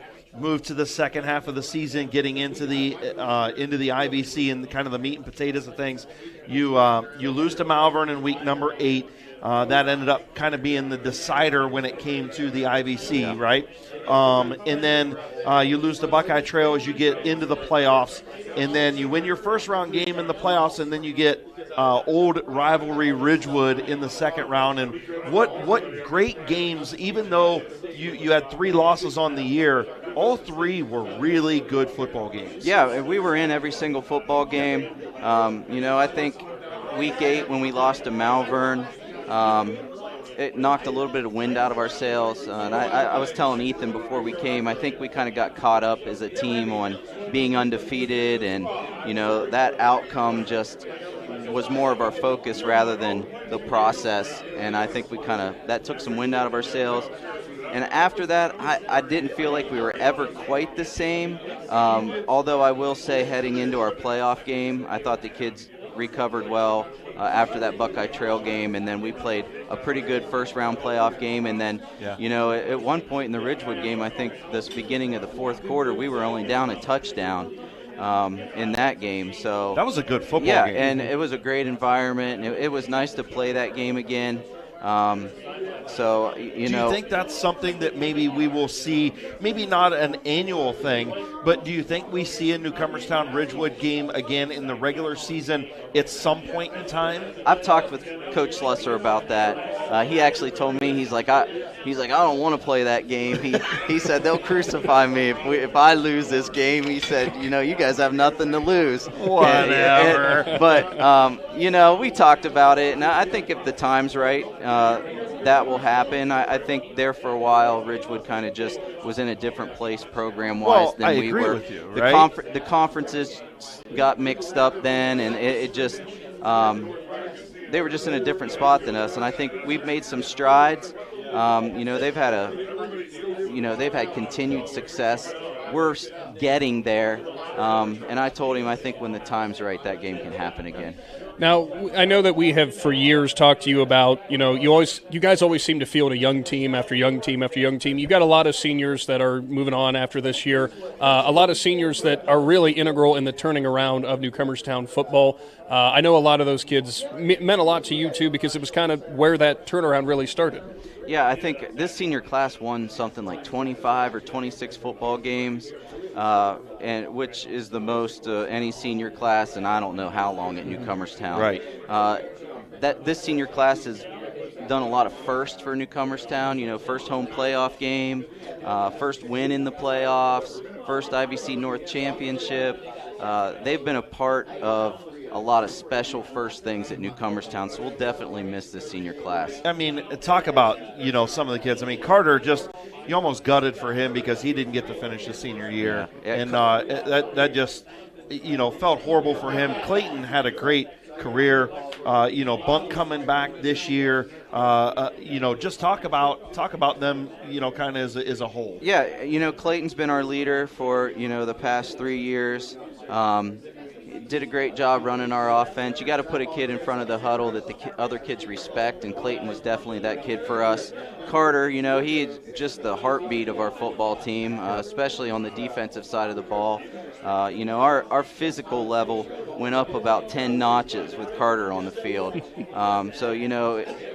Just a great kid and a very physical, hard-nosed football player. Bunk, super explosive. He made big play after big play. He'll, always be remembered. He's up on our All-Ohio wall. Don't forget about the kid to your right. Yes, Ethan. He. We didn't forget about you, dude. I think I've told you guys this before, but I think when Ethan was in 8th grade, his house is right across from where I parked my car, and he was kicking the ball into a tree. And I said to him, you ever think about playing football? And he's like, I've thought about it. I said, well, come to the weight room tomorrow. And he came to the weight room, and, who would ever know that, he would end up, he kicked 25 touchbacks this year. He's kicked 2 field goals to help us win playoff games. Ethan's had a very special career here. Now, the kicking side of it, we're definitely going to be asking you about, Ethan, but there's something I wanted to bring up because one of the games that we had for you guys this year, there was a kick return, and I don't know if you remember this or not, but somebody broke free around the edge, and you came out of nowhere and laid him out on the sideline, and I was shocked because all we were ever told is, he just kicks and punts, Where did that come from? I'm sure that looked great on camera and whatever, but the reality of it, I was sitting on the sideline trying to, live. I am surprised I didn't get concussed from that. I'm going to be honest. That was, I don't know how to hit anybody, right? So I took that straight to the shoulder. That dude's, 240 pounds. I weigh half that. I mean, he just killed me. He really did. I'm glad it looked good. There's nothing like being honest. Well, that's the funny part here is I'm thinking he's not going to remember. No, he remembers really well exactly what I'm talking about. Okay, Ethan, before we get to something else, I got to ask you, your favorite moment in the last 4 years playing for Coach Gadd? What do you think your favorite moment is? Well, it's between getting lit up by that Strasburg kid. That was really up there, but I'd say my favorite one was probably the Grandview Heights playoff game. There's about 2 minutes left on the clock, and we kicked a field goal to win it. We went back down the field afterwards. I do a horrible squib. I didn't mean to squib it. It probably looked great because I got the ball way back there, whatever. Then later we would punch the ball out and win, and that was really great. So, well, you've had a tremendous career, kicking and punting the football for Newcomerstown, and we're going to bring in our Big Z Sports Director, Adam Swileski, to give you the first award of the night. Ethan was 44-49 on extra points. You didn't have to attempt a field goal this year. He did kick one in the playoffs. Oh, it was in the playoffs. That's right. game. Okay, my bad. And then 65 kickoffs, averaging 47.2 yards per kick, 20 touchbacks, leaving the opponents with a starting position of the 24-yard line. 12 punts, averaging 35 yards a punt.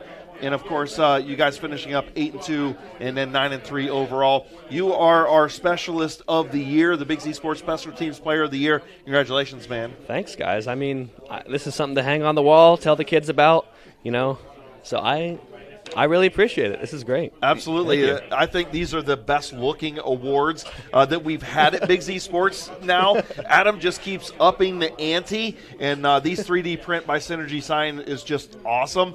And look, you have something to remember. You can tell your kids, and that year I got blown up by a linebacker. So, right? I'll tell them what you guys told me, and I laid them out. Okay, you laid them out. Congratulations on a great career, man, and good luck in the future, whatever you want to do. What are you going to go do? I'm going to go to Miami, Ohio, and I'm going to pursue a career in business. Awesome. I might try and try out for their football team, see how that goes, see if I can work a third-string spot for now and make my way up. Maybe I'll be like that one Miami kicker that transferred to Alabama for a bunch of NIL money. You go. That could be me. We'll see. That could be you, Ethan. Congratulations, Ethan Foster, our Special Teams Player of the Year. And Coach Gadd, we appreciate you always opening up your program to us. Whether you were down on the losing end of things or on the winning end of things, you're always gracious with us in opening up your program. We can't do it without great coaches in our area. You're one of those great coaches, and maybe one of my favorite coaches, and we just appreciate everything you do for our show. Well, I appreciate that, Chris, and I'll never forget you guys were there right from the beginning, so I'll always remember that. Yeah, absolutely. Coach, happy holidays to you and your family. Ethan, you as well, brother. Congratulations. And when we come back, we'll be joined by another coach here on the Keim Home Center wrap-up show from the Pointe Dining in New Philadelphia. In the rolling hills of Holmes County, we tend to do things a bit differently. At Keim, we're in the business of uncommon experiences, and we're here to care for your project like we care for our own. We believe that quality matters and want to help you get it right the first time, because your project deserves it. So visit Keim Home Center, your source and destination for all things home, building, and woodworking. Keim, built on trust since 1911.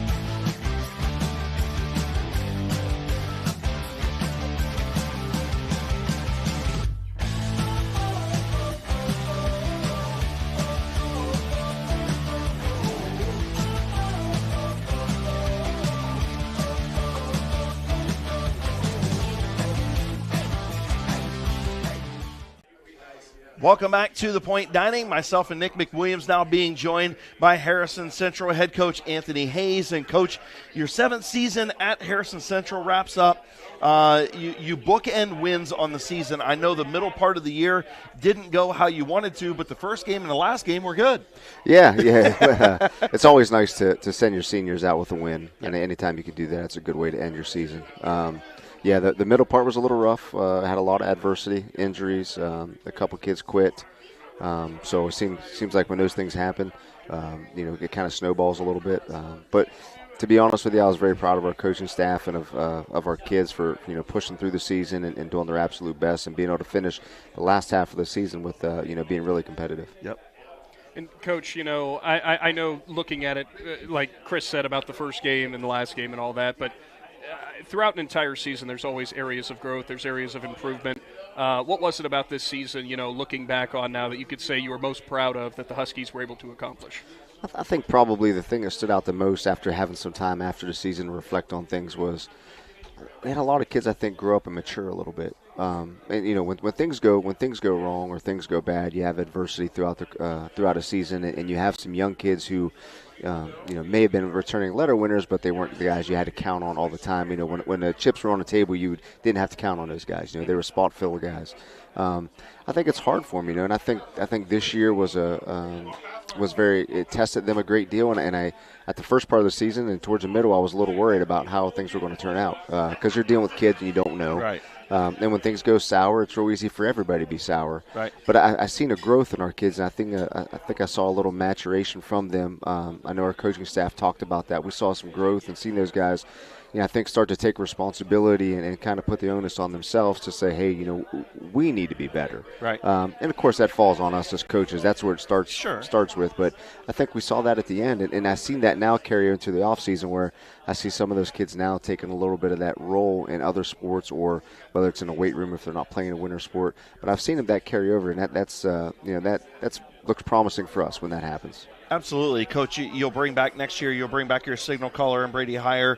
You'll bring back Cam McAfee, Bo Rinks, Jacob Keto as well. Talk about Michael Keto. I know he's one of those seniors. Blake Adkins, another one that played key roles for you. Michael was a special kid to come through a program. Just talk about your seniors. Yeah, we're small in numbers as seniors, but we'll start with Michael first. Michael is as good of a football player as Michael is. He's that much better of a young man. He's probably one of the best young men that I've ever been around, either myself as a player or as a coach.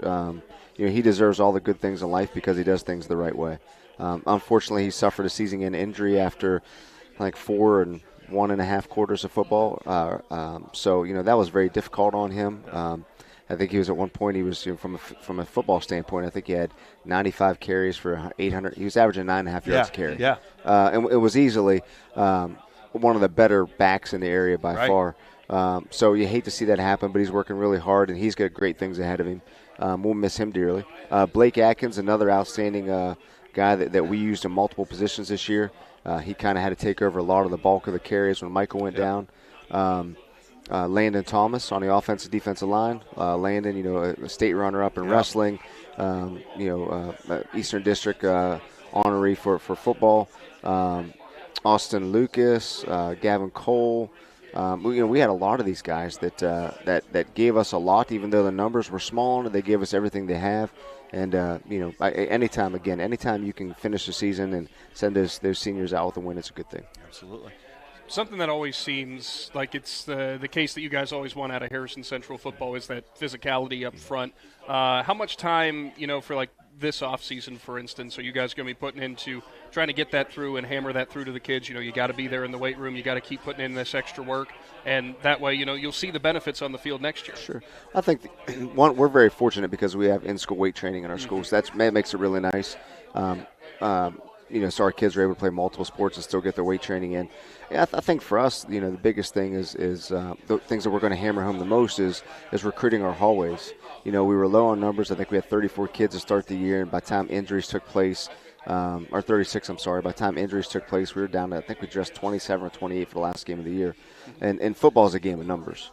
And when physical attrition takes place, it's very difficult to have any sustainable success. When you're low on numbers. It affects your practice time. It affects competition or lack thereof because you don't need to compete against each other because it's my job because, Coach Hayes isn't going to take my job. It's mine. We don't have enough guys. So I think that's probably the biggest thing. And we are in a day and age now where it seems as if maybe at times there's a little more difficult for adults to have that kind of conversation with kids. It's more of like kids need to have that conversation with themselves. Right. Back when I was in school, if my friend, whether he's my best friend or just an acquaintance, wasn't going to play, well, we didn't have much in common. We were going to hang out together. That's just the way it was. Right. But now things are a little different, you know, and I'm not saying that's the right thing to do, but it's just a little different. So now it's kind of, I think we've talked to our kids about, hey, you need to recruit your friends. You need to recruit the hallways. We're going to continue to do it as well, but they need to hear it from you. Right, and it's also about policing each other too. Yeah. Right, if you slack off on a play, it's my job as your friend to step up and say, hey, dude, we don't do that here. Absolutely. Right? And a lot of that making each other accountable as well as recruiting each other is key as well now, right? And that's a big thing because, you know, we deal with accountability, and whether you're a kid or an adult, sometimes we don't like to be accountable for certain things, but it's important that we are. You know, that just keeps everything and it keeps checks and balances in place, make sure that we're all doing the right disciplined thing, that things that need to be done instead of things that want to be done. So, yeah, I couldn't agree with you more. That's a great point. Part of the reason that I brought up the weight room thing is just I had to laugh because I still remember this from the first week, actually, that we saw you guys play. And Keto came out of the locker room, and I looked at Shannon, and I said, that is not a high school kid. That's a full-grown man. So I was thinking something's working well there for Harrison Central. We are. Our kids work very hard. I would like to take all that credit, but I think he's got good genetics as well, and on top of his work ethic. But you know, that's always been something we like. We've taken pride in hanging our hat on, whether it's out of the gun, whether it's out of single wing, whether it's out of the I formation. We've always been a physical football team. Mm-hmm. Our good years, our bad years, anybody would tell you that when they play us, we were a physical football team, and we want to keep that going. You know, that's something again that we hang our hat on, and we want to make sure that our kids understand the importance of that and how much that means to our football program and our community. That's how people view us, and that's who we are. Well, Coach, we appreciate you allowing us to come down and cover you for the first year. We're looking forward to a long relationship with you and with Harrison Central, your staff, your kids, your community. It was a pleasure for us to come down and cover you guys this year. Really looking forward to continuing that, like I said, into 25. And we wish you nothing but the best of luck. Happy holidays to you and your family and in your community, and we appreciate everything you do. I appreciate you guys. This has been wonderful. Everything you do for the young kids in our area, Tuscarawas County and now in Harrison County, I think it's just first class. You guys are first class all the way. We appreciate the coverage you give to those kids, and it's great for those kids and for the individual schools to have those kind of accolades and have the ability to be a little bit of a spotlight and kind of shining on those folks. So anytime we can do something for the kids, it's a wonderful thing. And I spend a lot of time watching you guys, whether it's our game or not. Usually I look online as soon as I get home or on a Saturday night watching college football. I get online and look at the WTUZ game of the week and see what's on there. So you guys do a great job, and thanks for allowing us to be a part of it. We really do appreciate it. Absolutely, Coach.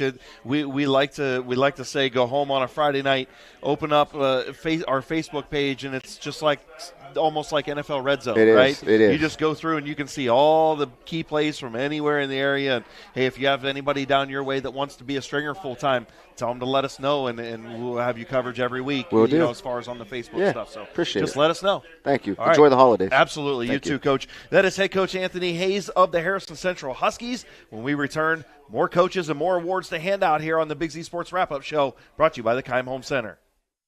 In the rolling hills of Holmes County, we tend to do things a bit differently. At Keim, we're in the business of uncommon experiences, and we're here to care for your project like we care for our own. We believe that quality matters and want to help you get it right the first time, because your project deserves it.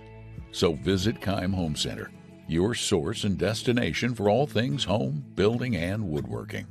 Keim, built on trust since 1911.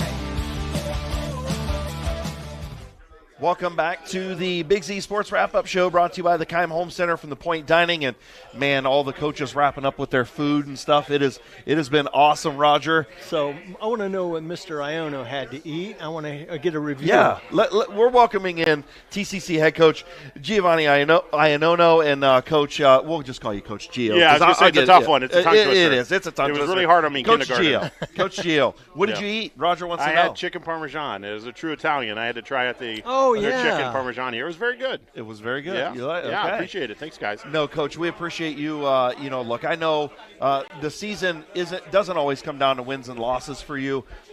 The bottom line is the young man that you coach this year, that your staff coach this year, are going to take lessons in life. Yeah. And that's what it's about. Yeah, you throw away the record and you go, look, did we make a difference in these young men's lives? And you did that. You did that as a staff. Yeah, the first thing I want the kids to come out of is they know we care about them, right? Yeah. Because football's important, but their academics is more important, their family life. You start to dig into these kids, and a lot of people think because we're a private school that everyone's loaded that goes to school, and that's not the case. They're primarily middle class, people at our school.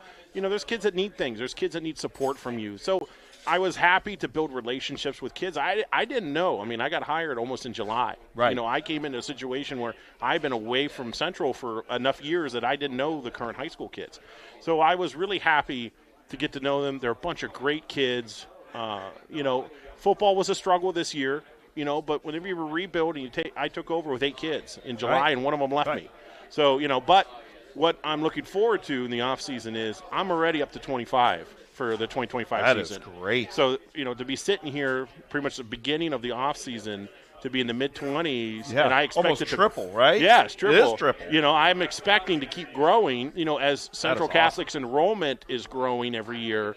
I expect more kids to come in this summer. So, it's not far-fetched to think I could be in the 30s. Yeah. And when I took over. And I tell you what, Gio, I saw your 7th and 8th grade teams. Yeah. I have a relative who plays on the squad, Santino Bernai. Oh, yeah, Bernai. And I'm telling you what, those kids played hard, and they won a lot of games, and that is going to transfer to the high school. Exactly. level. You cannot have a bad junior high program expect your high school program to be good. So they had a great year. They had a new coach. They had a great year, a lot of toughness. They played really well, and that's going to, I'm excited to get those, the freshmen, the current 8th graders. I'm excited to get my hands on them because there's a lot of talent there, And again, I put those in. The kids, I told our freshman class, I said, you guys got reps that most schools you don't get till you're a junior. Oh, absolutely. I said, so, you guys are no longer underclassmen even though you're going to be sophomores. You can't look at it like that. So, I was starting 7 freshmen at the last few games of the year. Right. So, so we're poised to take a step forward. I'm hoping, the schedule, got changed up a little bit. It was a meat grinder as well. At 8 teams went to the playoffs. Yeah, Conotton Valley, Fisher Catholic, Wyndham was in the playoffs. Sandy Valley just missed. Loudville was in the playoffs. Lowellville was, and then Buckeye Trail, who you had to cancel with, which, by the way, just going back there, I just want to tip my cap to you and your staff and the administration by saying, look, we're banged up.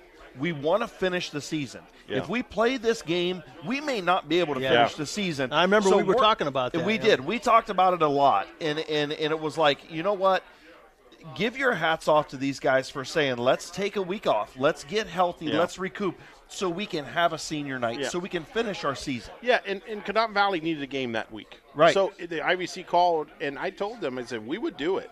But it makes more sense to let a more competitive game, Conotton Valley versus Buckeye Trail, and it being a good game. Yep. And it gave us a chance, for our kids to rest up a little bit because, the hard part was they didn't come off the field either. You know what I mean? Well, so, those kids, mm-hmm. And I had coach after coach after coach tell me that,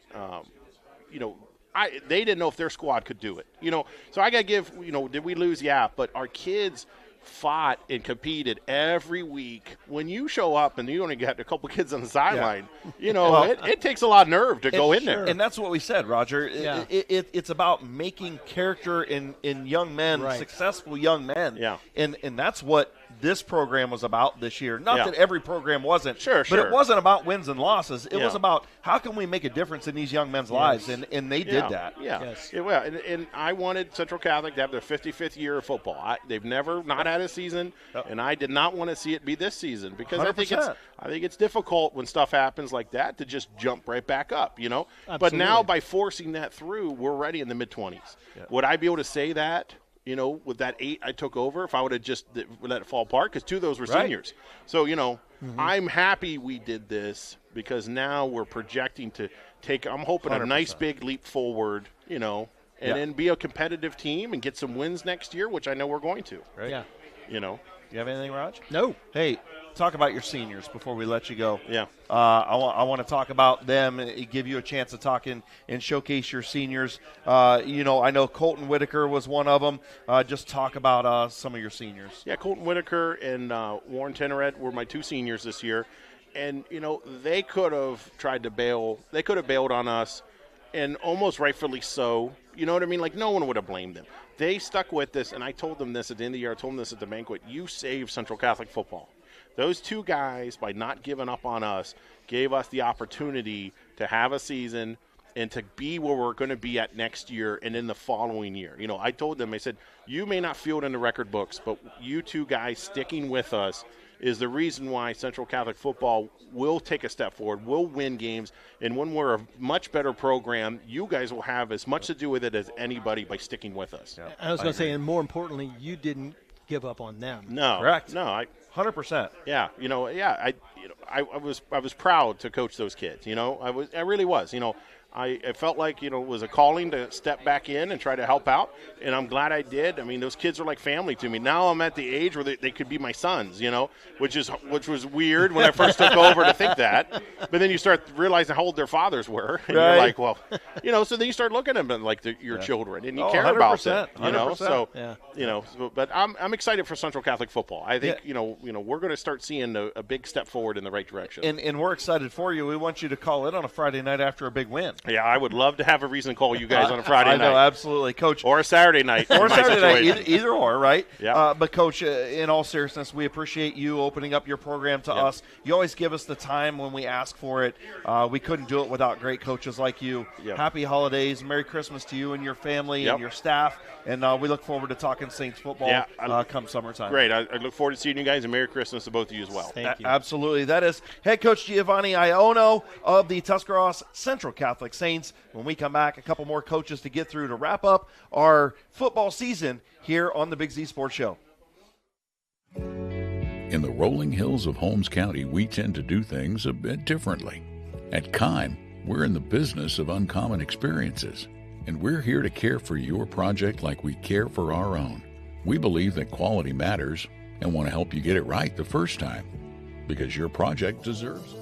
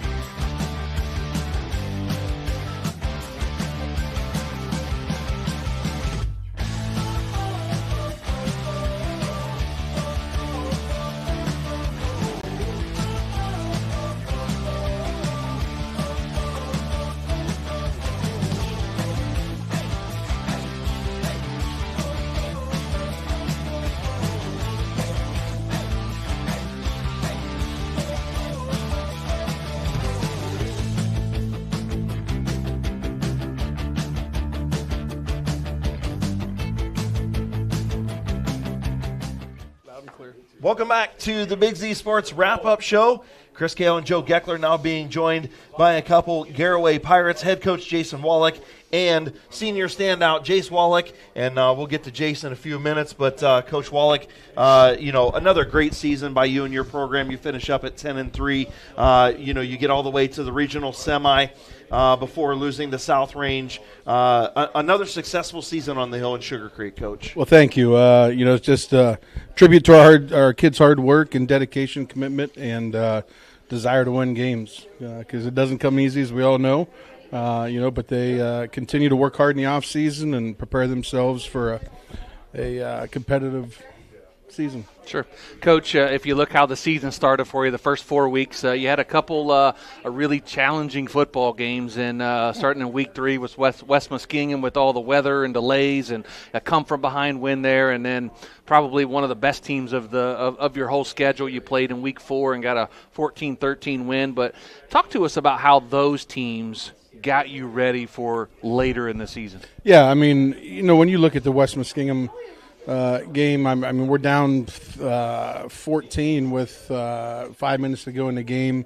But just our kids' resiliency and desire, like I said earlier, desire to succeed, never give up attitude, just kept fighting. And, that really prepared us, we thought, for our week 4 game with Cardinal Mooney, again, who, very athletic team.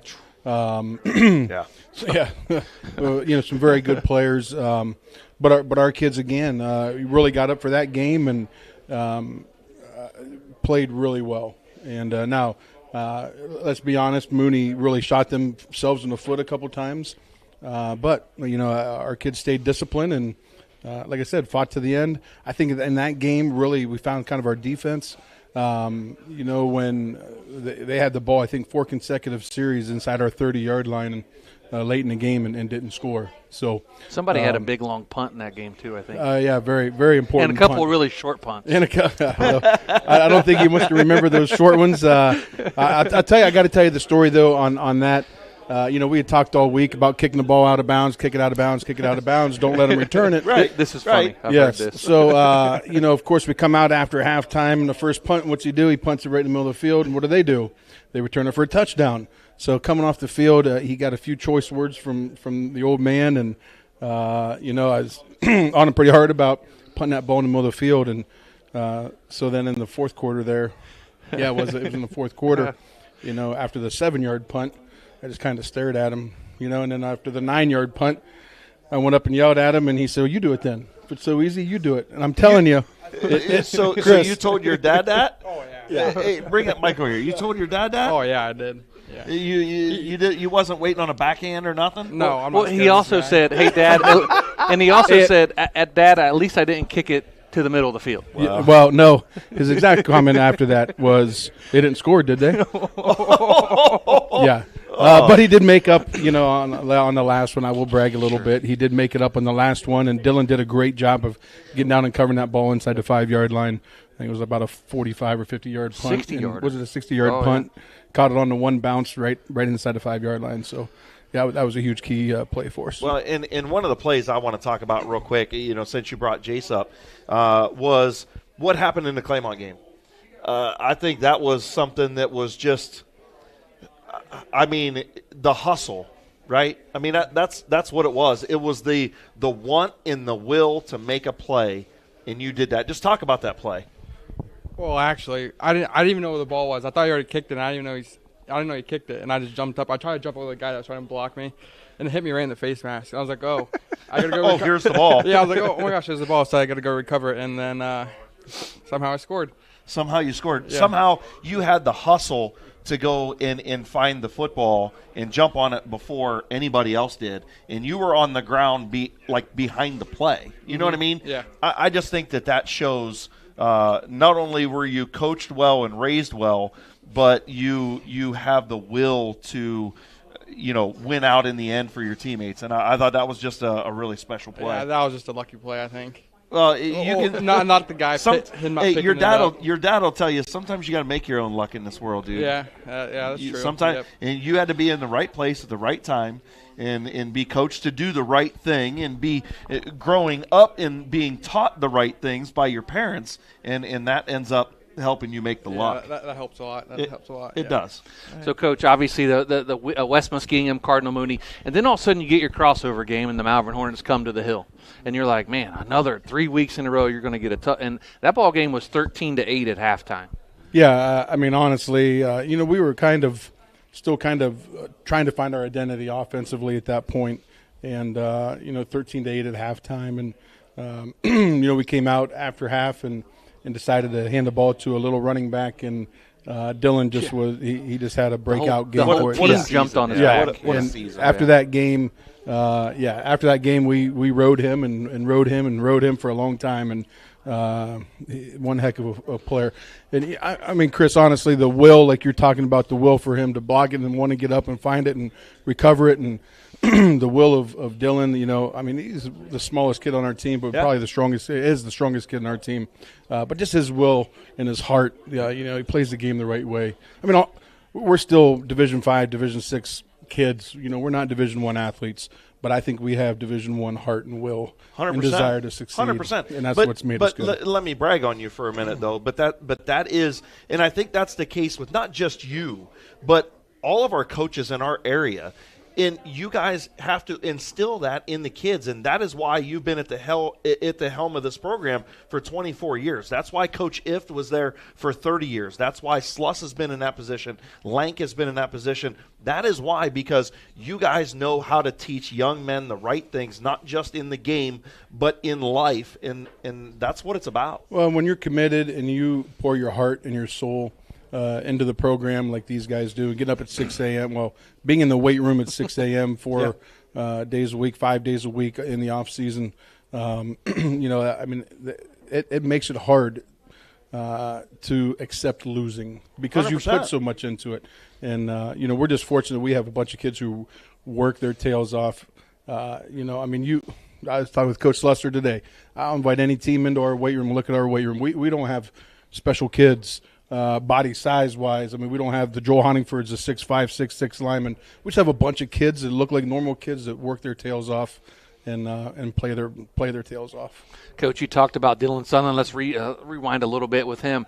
Dylan set some records this year for the Garaway Pirates for a team that mostly throws the football. Like the last few years, you've really ran the football really well. You had Ethan Miller for a few years there, now Dylan Sunland. But Dylan broke some records this year, and we don't want to leave those out in talking about him. Single-season rushing record, 1,659 yards. That's a Garaway single-season record. Broke Ethan Miller's record, if I remember right. Devin Shy. Yes, yep. And then he's all-time leading rusher at Garaway now, and he did it in really 2.5 years. Yeah, I mean, when you go back – Dylan broke his foot the very first play of their freshman year at West Holmes. I mean, it was the first play of the game. So he did not play a single snap JV freshman. Well, one single snap freshman, but no JV, no varsity. So for him to turn around and become our all-time leading rusher, and then, coming into a sophomore year, he's playing behind Ethan Miller, who, like you said, was a 2-year starter for us. Ethan gets hurt in the first game. Dylan comes in and fumbles twice in the first game. And, the crazy statistic about that, too, is from that point on, he never fumbled again until twice this year, unfortunately. And he'll be the first one to tell you that he was not real happy after those two. But to carry the ball as many times as he did and to fumble the ball two additional times after your first 2 touches as a high school player, varsity player. I mean, the heart, the desire, the strength of that young man for his size, he's going to be a hard one to replace. Obviously, when you're replacing your all-time leading rusher, single-season leading rusher, he's a hard kid to going to be replaced. And if I remember right, that was the Bel Air game, and it was like 98 degrees, and the grass was like 6 feet high. And it was. It was. That was a fun game. It was. And and also, think about this. 2 years in a row, he scored 168 points each year. Yeah. So almost 340 points in 2 years for you guys. He got in the end zone a lot. Yeah, he did. Second all-time behind, I think Fankhauser was 182 points. But he was a kicker and I know one heck of a player at Garaway. But for him to score 168 exactly on on the nose is pretty special. And to do that in 13 games this year instead of 15. Sure. Yeah. And obviously, let's look at the second half of the schedule real quick. You lost a very tough one to a team that's playing for the state title on Saturday in Indian Valley, 40-35. Really in that game the whole way. You led at what one a great point. game. It was a fantastic football game.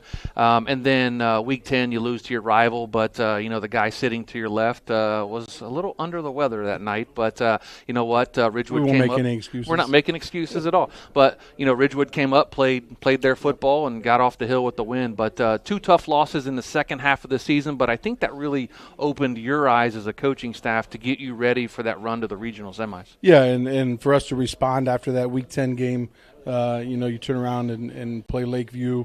It was a great week to get back on our feet, and then a very, very good Garrettsville Garfield team that runs a single wing offense, so something you don't see every week. But when you're playing teams like Indian Valley during the year, those are the teams that are preparing you for those tournament runs, and they definitely prepared us for that game. Our kids prepared very well. They knew exactly what plays they were running when they were running them. I think at times they even knew their snap counts. I mean, it was amazing how much these kids studied for that game to give us a shot at playing South Range. And you know what? That last week we played a better team, more athletic team, and sometimes in life you get beat. And just one of those games where you tip your hat and congratulate them and wish them the best of luck because they were the better team for sure. Well, and I feel all 3 of our losses this year were that way. I mean, we had no sense in beating West Muskingum. Should have lost that game, but the kids won that game. We should not have beat a Cardinal Mooney team. So to come out and still have 10 wins, 4th year in a row. These guys ended up I forget what our record was now, 38-2 during the regular season. Yeah. You take the first 2 rounds of the playoffs, they're 44-2. Yeah, 44-2 after 12 weeks. And I want you to talk about your seniors real quick. Yeah. Not just this guy sitting to my right, but Braden Raber, Dylan, like you had talked about, Brady, Bronson. Just talk about that senior class. Yeah, very special group. Obviously, you win 48 games in your high school career. A lot of teams don't even play 48 games, and right. But those guys obviously learned from the groups that were ahead of them and set that bar very high. And they continue to fight their tails off each week, even though we weren't the better team in a lot of those games. I feel they're, like I said, I know I'm repeating myself, but their desire to win, their commitment, their work ethic to the program is what made them successful. I mean, to end up like I said, 48-6 in their 48-6, I think, in their high school careers or whatever it was. Incredible. Yeah. You had 4 of those losses in the playoffs. In regional finals, because somebody has to lose, state semis. Right. Yeah. So hand the mic over to Jace. I want to ask him, Jace. This is kind of a personal question. I want to ask you. The 4 years you've been at Garaway, you've been there all your life, and there was a picture circulating from when you were little, standing next to your dad on the field. He was getting ready to coach a football game to your senior year. You kind of redid the picture, with you in the uniform then and whatever. But what does it mean to play for the Garaway Pirates, and more importantly, what did it mean to play for your dad? No, it was hard to play for my dad. He was really tough on me. Like every week, he would wake me up every morning. I didn't wake up by myself. He would get me out of bed, go to lifting 5 days a week, and then on the field we would yell at each other. Every game we would yell at each other. It was tough. So, but that is something that you and your dad will remember and cherish for the rest of your lives. That's something that you will be able to remember that. When you're older and hopefully coaching a team of your own someday. Yeah, I don't know if I'll coach, but okay, there you go. It'll be great to look back and play for my dad. Yeah. You don't think you want to coach? Nothing to do with it? You gonna be a linebackers coach or something? No, I don't think so. No? Okay. No. You wouldn't want to come back and coach for him? No. I don't think so. Okay. Well, that's good enough. He's already got 17 assistants, so he doesn't need another. Right. Yeah, right. Well, we got another award to hand out. We do. And, Jace, you're here for a reason, but obviously a great career that you had at Garaway, and we're excited for you and obviously your program and what you did the last 4 years. I'm going to talk about his stats real quick, and I included the playoff numbers because we don't count the playoff numbers in awarding this award, but with the playoffs included, he had 129 total tackles, 22 for loss, which was second all-time single season at Garaway. 9 sacks. He had 71 solo tackles, 27 assists.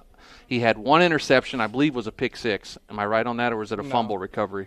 A fumble recovery for a touchdown? Just a block. That was a block punt. Okay. Block punt, yeah. So he had 2 pass deflections, 3 forced fumbles, a fumble recovery. He was all over the field every week for the Garaway Pirates, and with those numbers, and you set a single season tackle leader for Garaway Pirates, 129. Your second single season tackles for loss with 22. Second single season with sacks with 9, and you were second in career tackles for loss with 43. And I believe you missed that record by 1, if I remember right. And you only played 3 years, so pretty impressive numbers, man. But Thank you. The crew here at Big Z Sports wants to recognize you as our defensive MVP of the year. Absolutely. And congratulations, Jace, as Thank you. a defensive player of the year, a defensive MVP. And, man, you really played your heart out the last 3 years, and we appreciate how hard you played, man. Thank you, guys. What best moment? Best moment the last 4 years. Oh, I don't know. Not the bad ones. The best moment. What do you think the best moment was for you in your career? Probably whenever I forget what game did the water drug layout Van Tango. Well, we were trying to dump water on him. Oh yeah, we were trying to dump water on my dad, and oh my gosh, it's so funny. And then we started running, and Van ran in right in front of us, and we just laid him out with the water jug. The water went all over top of him. Yeah. So that was it. Yeah, or I don't know, probably make it to the Final Four. Yeah. Make sure you hold that up there.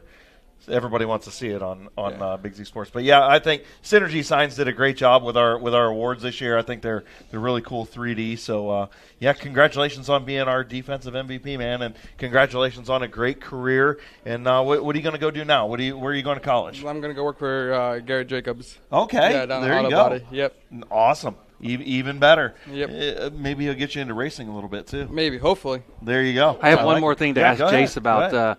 You shot an arrow pretty good the other day. I saw a picture online. You got a pretty big buck. I believe it was the first day of hunting season. It was second day of gun season. Second day of gun season. Yeah. All right. Yeah. So tell us about him. How big was he, and how many points? I didn't get to score him yet, but it was a nice 11-pointer. Yeah. Yeah. Okay. Nice. Yeah, the picture, if you get a chance to go check out the pictures on Facebook, check them out. I saw that deer, and I'm like, holy smokes. Yeah. Jason, what do you think he weighed, 250? Well, this week he probably weighed, close to, 220, 250, but I'm sure in 2 years he'll be 300, 305, somewhere around there. It's like the fish gets 14, bigger, right? 15 right. points, yeah. Oh, yeah. So, no, it was a really nice buck, and I spent a lot of time in the woods, and good. He walked in and didn't walk back out. Yeah, for there sure. You go. Well, Coach, I'll give you a chance. I know Dan Eft had a great influence on your career as he steps away now from Dover after 30 years. Talk about Dan and what he kind of means to you. Yeah, I mean, in 2007 in the off season, we were stuck at 7-3, I think 5 years in a row, and we just needed to find a way to get over the hump. And Dan invited us into their program and our coaches, and we sat down with them and went to the spread. And of course, in 2008, we ended up 7-3 again. Sure. So then we questioned whether or not it was worth doing that. I think 2008 and 2009. No, I'm sorry, 2009 we were 4-6. Yeah. So we went from 7-3 to 4-6, and we really started back to the wing team. Yeah. And then after that, things kind of took off, and we've done well since then. But Dan was a huge influence, back when we weren't very good and we couldn't beat teams around here. And I had my fun times going and helping, Dover week 11, 12, 13, 14, and Dan invited me into to their program. So, he's like I said, he's the czar of Tusc County. I mean, the guy, 30-year great career. All those undefeated seasons and playoff runs and Final Four and 25 years in the playoffs, Coach. Yeah, that's a lot. That's crazy. That's right? a lot. And on that note, just again, thank you for all you do for Big Z Sports. Thank you for opening up your program, your coaching staff, your kids, and allowing us to do what we do. If we didn't have coaches like you, we couldn't do the show that we do. So we really appreciate you, Coach. Happy holidays to you and your family, and can't wait to get started for 2025. Yep, appreciate it. Thanks a lot. Yep, absolutely. That is head coach Jason Wallach and our defensive MVP, Jace Wallach. And when we come back, we've got one more team to wrap up. And Don't they have a big game this week? Yeah, I think they have a big game coming up on Saturday night. Is it just a scrimmage? No, I think it's a little bit more But important. everybody than that. else is done, so why are they still playing? Well, sometimes the teams around here get to play for the big one. Not very often. Not very often, but this year they do. Yep. So we will come back and talk to the state champion-bound Indian Valley Braves right after this timeout with Big Z Sports. In the rolling hills of Holmes County, we tend to do things a bit differently. At Keim, we're in the business of uncommon experiences, and we're here to care for your project like we care for our own. We believe that quality matters and want to help you get it right the first time, because your project deserves it. So visit Keim Home Center, your source and destination for all things home, building, and woodworking. Keim, built on trust since 1911.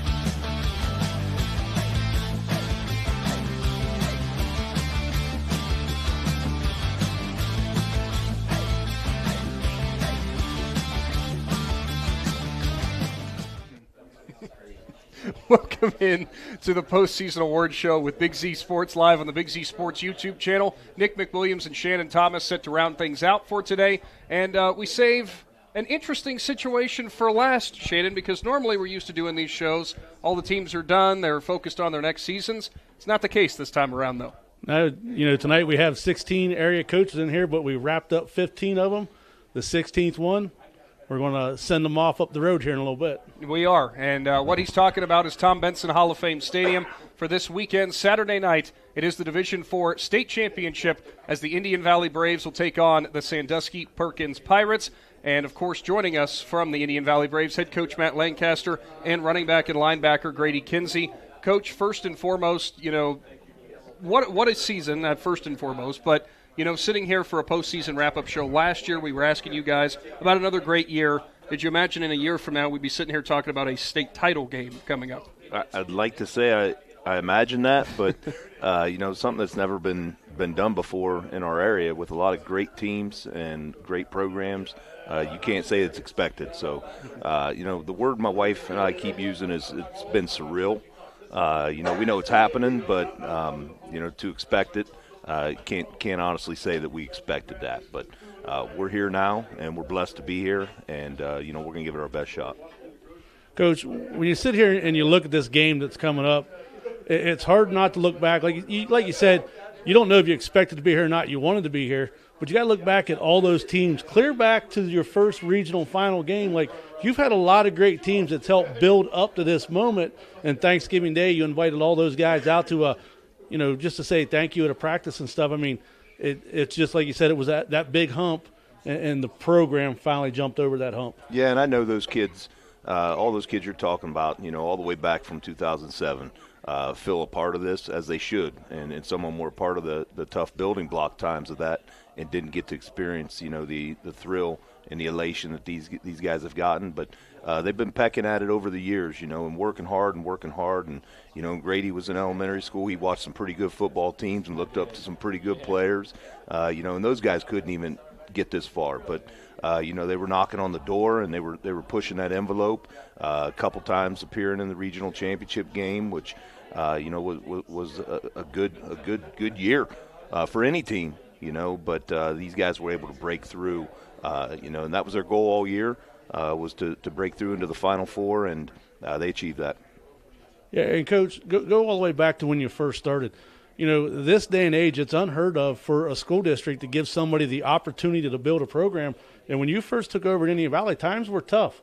And the administrators and everybody in the school board and stuff, they stuck behind you and said, listen, build your program. It was a lot of hard work with you, and some of your coaches have been with you the whole time, and that just speaks volumes for everybody that supports you. Yeah, it speaks volumes for our community, and the leaders, that made those decisions, Bill Love and Bob Hall and Don Kreitz and the Board of Education at that time, that stuck with me and stuck with my guys and my staff, because, as you said, it wasn't a very good start. It was 2-8. Big improvement the following year, 3-7. But they saw, I think, that we were trying to do things the right ways, and we were building relationships, and we were, bigger picture, focused on quality young men. And I'm blessed that it was those guys that made the decisions to stick with us, and I'm blessed to have the staff that I have, and the parents and the kids that I get to coach. And, I was just thinking back, 11, 12 years ago, I think, was the first ever playoff berth for Indian Valley. Does that sound right? 2011. 11, okay, so 13. 13 years. And, I remember all the excitement around the school and the community around that time, and that felt like a state title at that point. But now the fact that we're sitting here talking about the chance to pursue that just over a decade down the road, I mean, like you've already said, it's a testament to how things have grown over that time period. Yeah, it's a testament to a lot of support. My family included, and all my coaches' families, and all the families at Indian Valley. But like you said, the first year we made the playoffs, and we got to do a playoff shirt sale.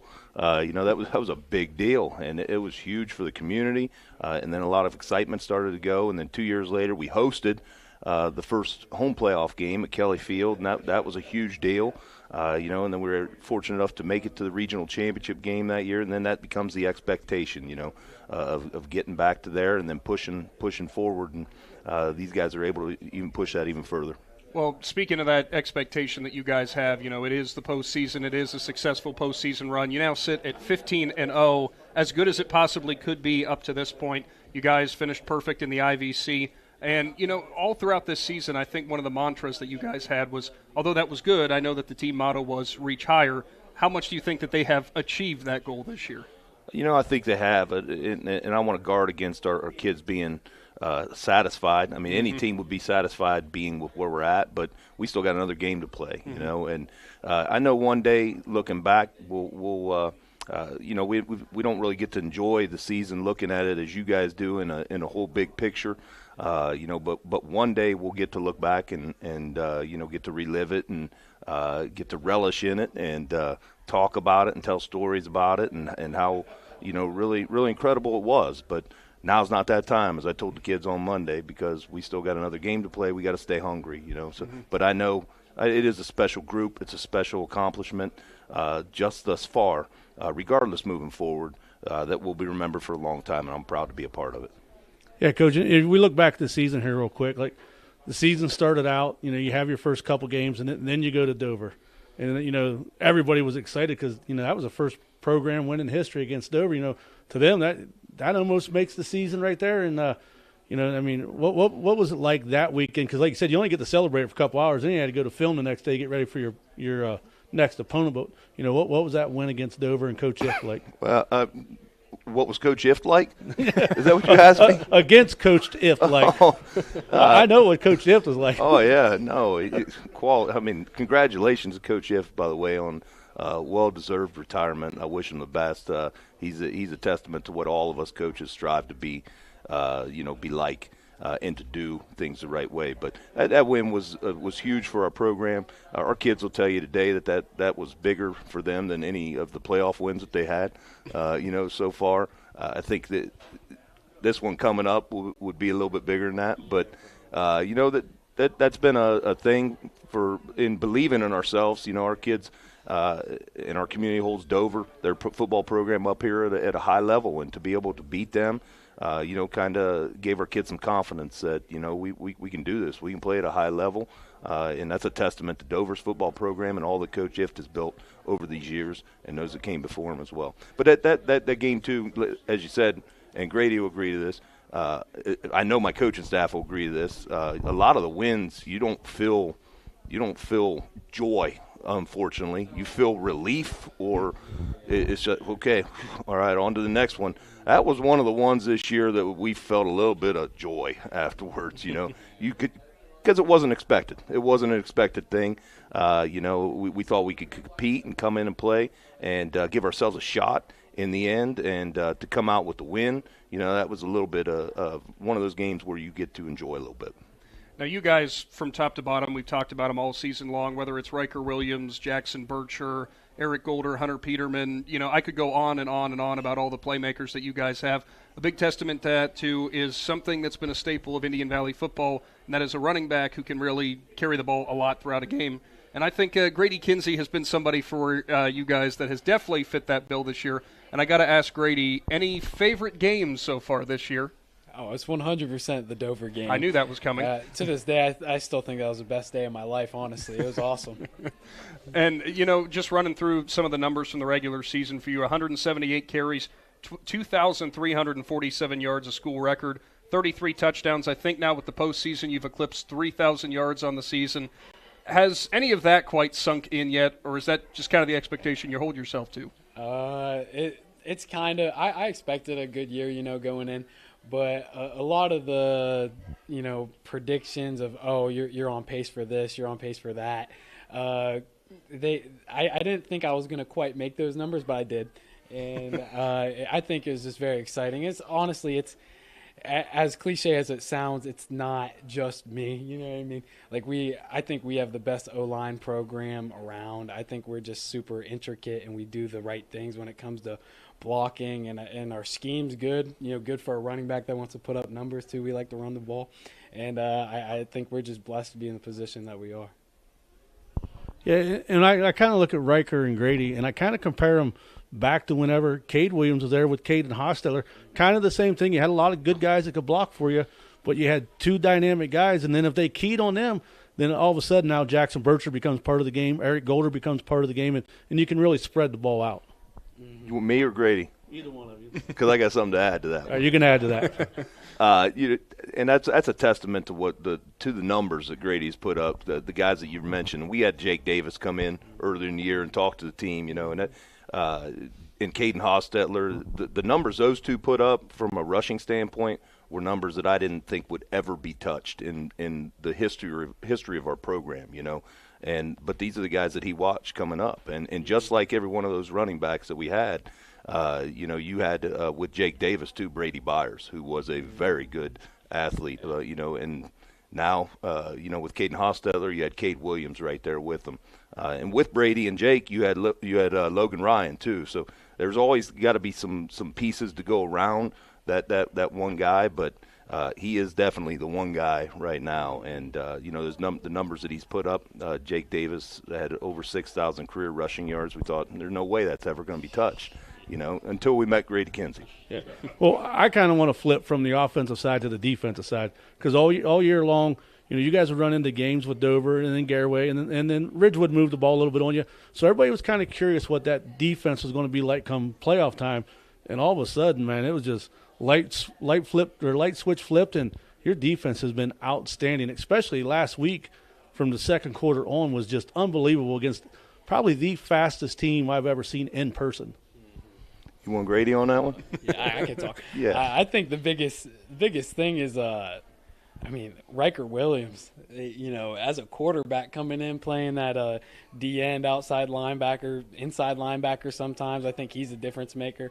I think we had basically a whole new secondary at the start of this year, and that was the question mark. That was the guys that teams thought they were going to push around was our secondary, and those guys have really settled in with Rowan Pacine and Kyler Vosick both having pick sixes in the last few games. Eric Golder, he's got 4 or 5 picks on the year. Carson Hostetler, I trust that guy with everything as far as track and football, and he's just one of those guys that gets it done. And I think that's kind of our biggest improvement this year, and I think everybody can agree that it's our defense and especially our secondary. That's a very good answer, Grady. That's about exactly what I was going to say. I'll add in there the constant mainstays of Jackson Bircher and Hunter Peterman. On Hunter on the anchor in the defensive line, and Jackson at linebacker, and then when we can play Grady, having him in linebacker. But Grady said it, we were really young. We were young in the secondary. We were young on defense, period. And those guys have grown up a lot throughout the year. And so they've just gotten better and better. And when you get to practice for 15, 16 weeks, they've gotten better. And that was actually 2 of the names that, I think Shannon and I were talking about. Awards and accolades stack up for players, but the 2 names that always pop up for us that we say maybe they haven't gotten awards necessarily, but are always in there every single play. It seems like it's Hunter. It seems like it's Jackson. And I think we talked about it during that Taft game, the amount of times that he would be the first man through and just the holes that he was able to open up. I mean, that's a very special player at the fullback position. Yeah. Jackson and Hunter been key for us, from a leadership perspective and from a consistency perspective on both sides of the ball. They never get to come off the field, and that's been big. Mm. Yeah, and to go back a little bit, talking about your program, it's very rare that you see 4-year lettermans in football unless somebody plays special teams. But these last, 4 or 5 years, you've had multiple players who have started as freshmen on the defensive side of the ball. Cale Coachman, I believe, did. Grady did. KT did. Jackson played a lot as a freshman. I mean, that's a testament to your off-season workout program. Yeah, and we've just been fortunate, too, to get some – the biggest thing about freshmen is if their body's physically mature enough to play against other, 18-year-olds. And we've been fortunate enough to have some of those. Now, if you're a DB, you just need to have a speed and the mental capability to do it. But to play guys up front and in key positions, they got to be physically, their body's got to be mature enough. And we've been fortunate enough to have that before they even get involved in our football program or in our off-season lifting program. But being able to use those guys and having them back for the next 4 years, that's always nice. Now, before we get to anything else, the interesting thing that we do get to do this time around is we've never had this opportunity before, a little bit of a preview of what's coming up on Saturday night. Sandusky-Perkins, I know you guys have been talking about them all week, kind of getting ready for that game. A lot of size, a lot of athleticism, a lot of strength, what you would expect in a state championship game. What are you guys talking about heading into this matchup? It's going to be a tough test. They're the best team we've seen all year. As it should be in a state championship game. Well coached. They've got speed.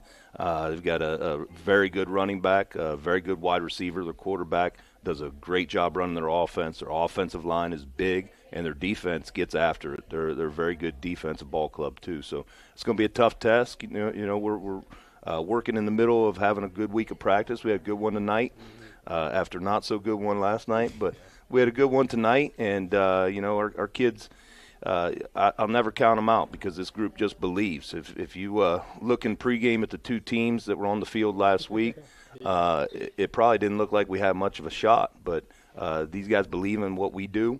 They believe in their abilities, and they're going to fight for one another. They're just a determined group. I keep calling them a determined group of spirits, that just believe in themselves and believe in each other, and will do their best to refuse to let their teammates down. Yeah, Coach, last week they showed us how special of a group of kids that they were. When you're down 14 points, 2 minutes and 30 seconds into a game, a lot of kids would have hung their head, and these kids found a way to, get their spikes into the turf and fought their way back. And it was a outstanding performance that made everybody in Tuscarawas County proud. Yeah, for sure. I mean, we've been down at halftime a couple times this year, and these kids are just determined and they're never going to quit. They keep fighting, and you get down 14-0 like that to a team in a state semifinal game. A lot of teams would quit, and these guys did not.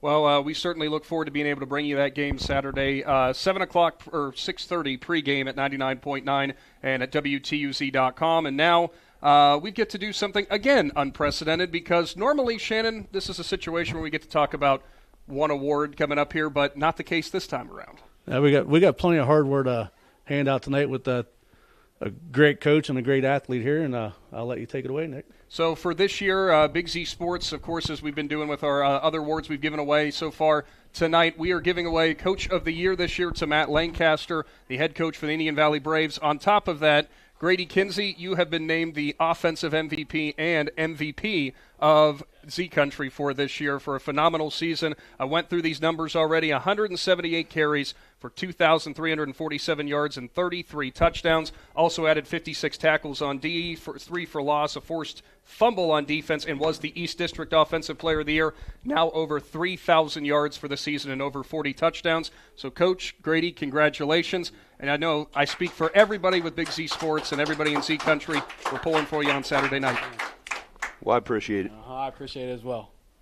And that is your offensive MVP and your MVP of the year and your Coach of the Year. Congratulations, guys. And thank you all for tuning in on the Big Z Sports YouTube channel tonight for our postseason award show. Tune in on Saturday night for the state championship out of Division 4. And, of course, if you want the latest on our high school basketball schedule upcoming, check out the Big Z Sports Facebook page. For everybody here with Big Z Sports, we'll see you again here soon, Z Country. Thanks for watching this Claxon Communications production of High School Sports on the Big Z Sports YouTube channel. For the latest news and scores, follow Big Z Sports on Facebook, on Twitter at Big_Z Sports, and on Instagram. Don't miss any of the live stream coverage all season long by simply subscribing for free to Big Z Sports on our YouTube channel. For the best in high school sports coverage, there is only one Big Z Sports.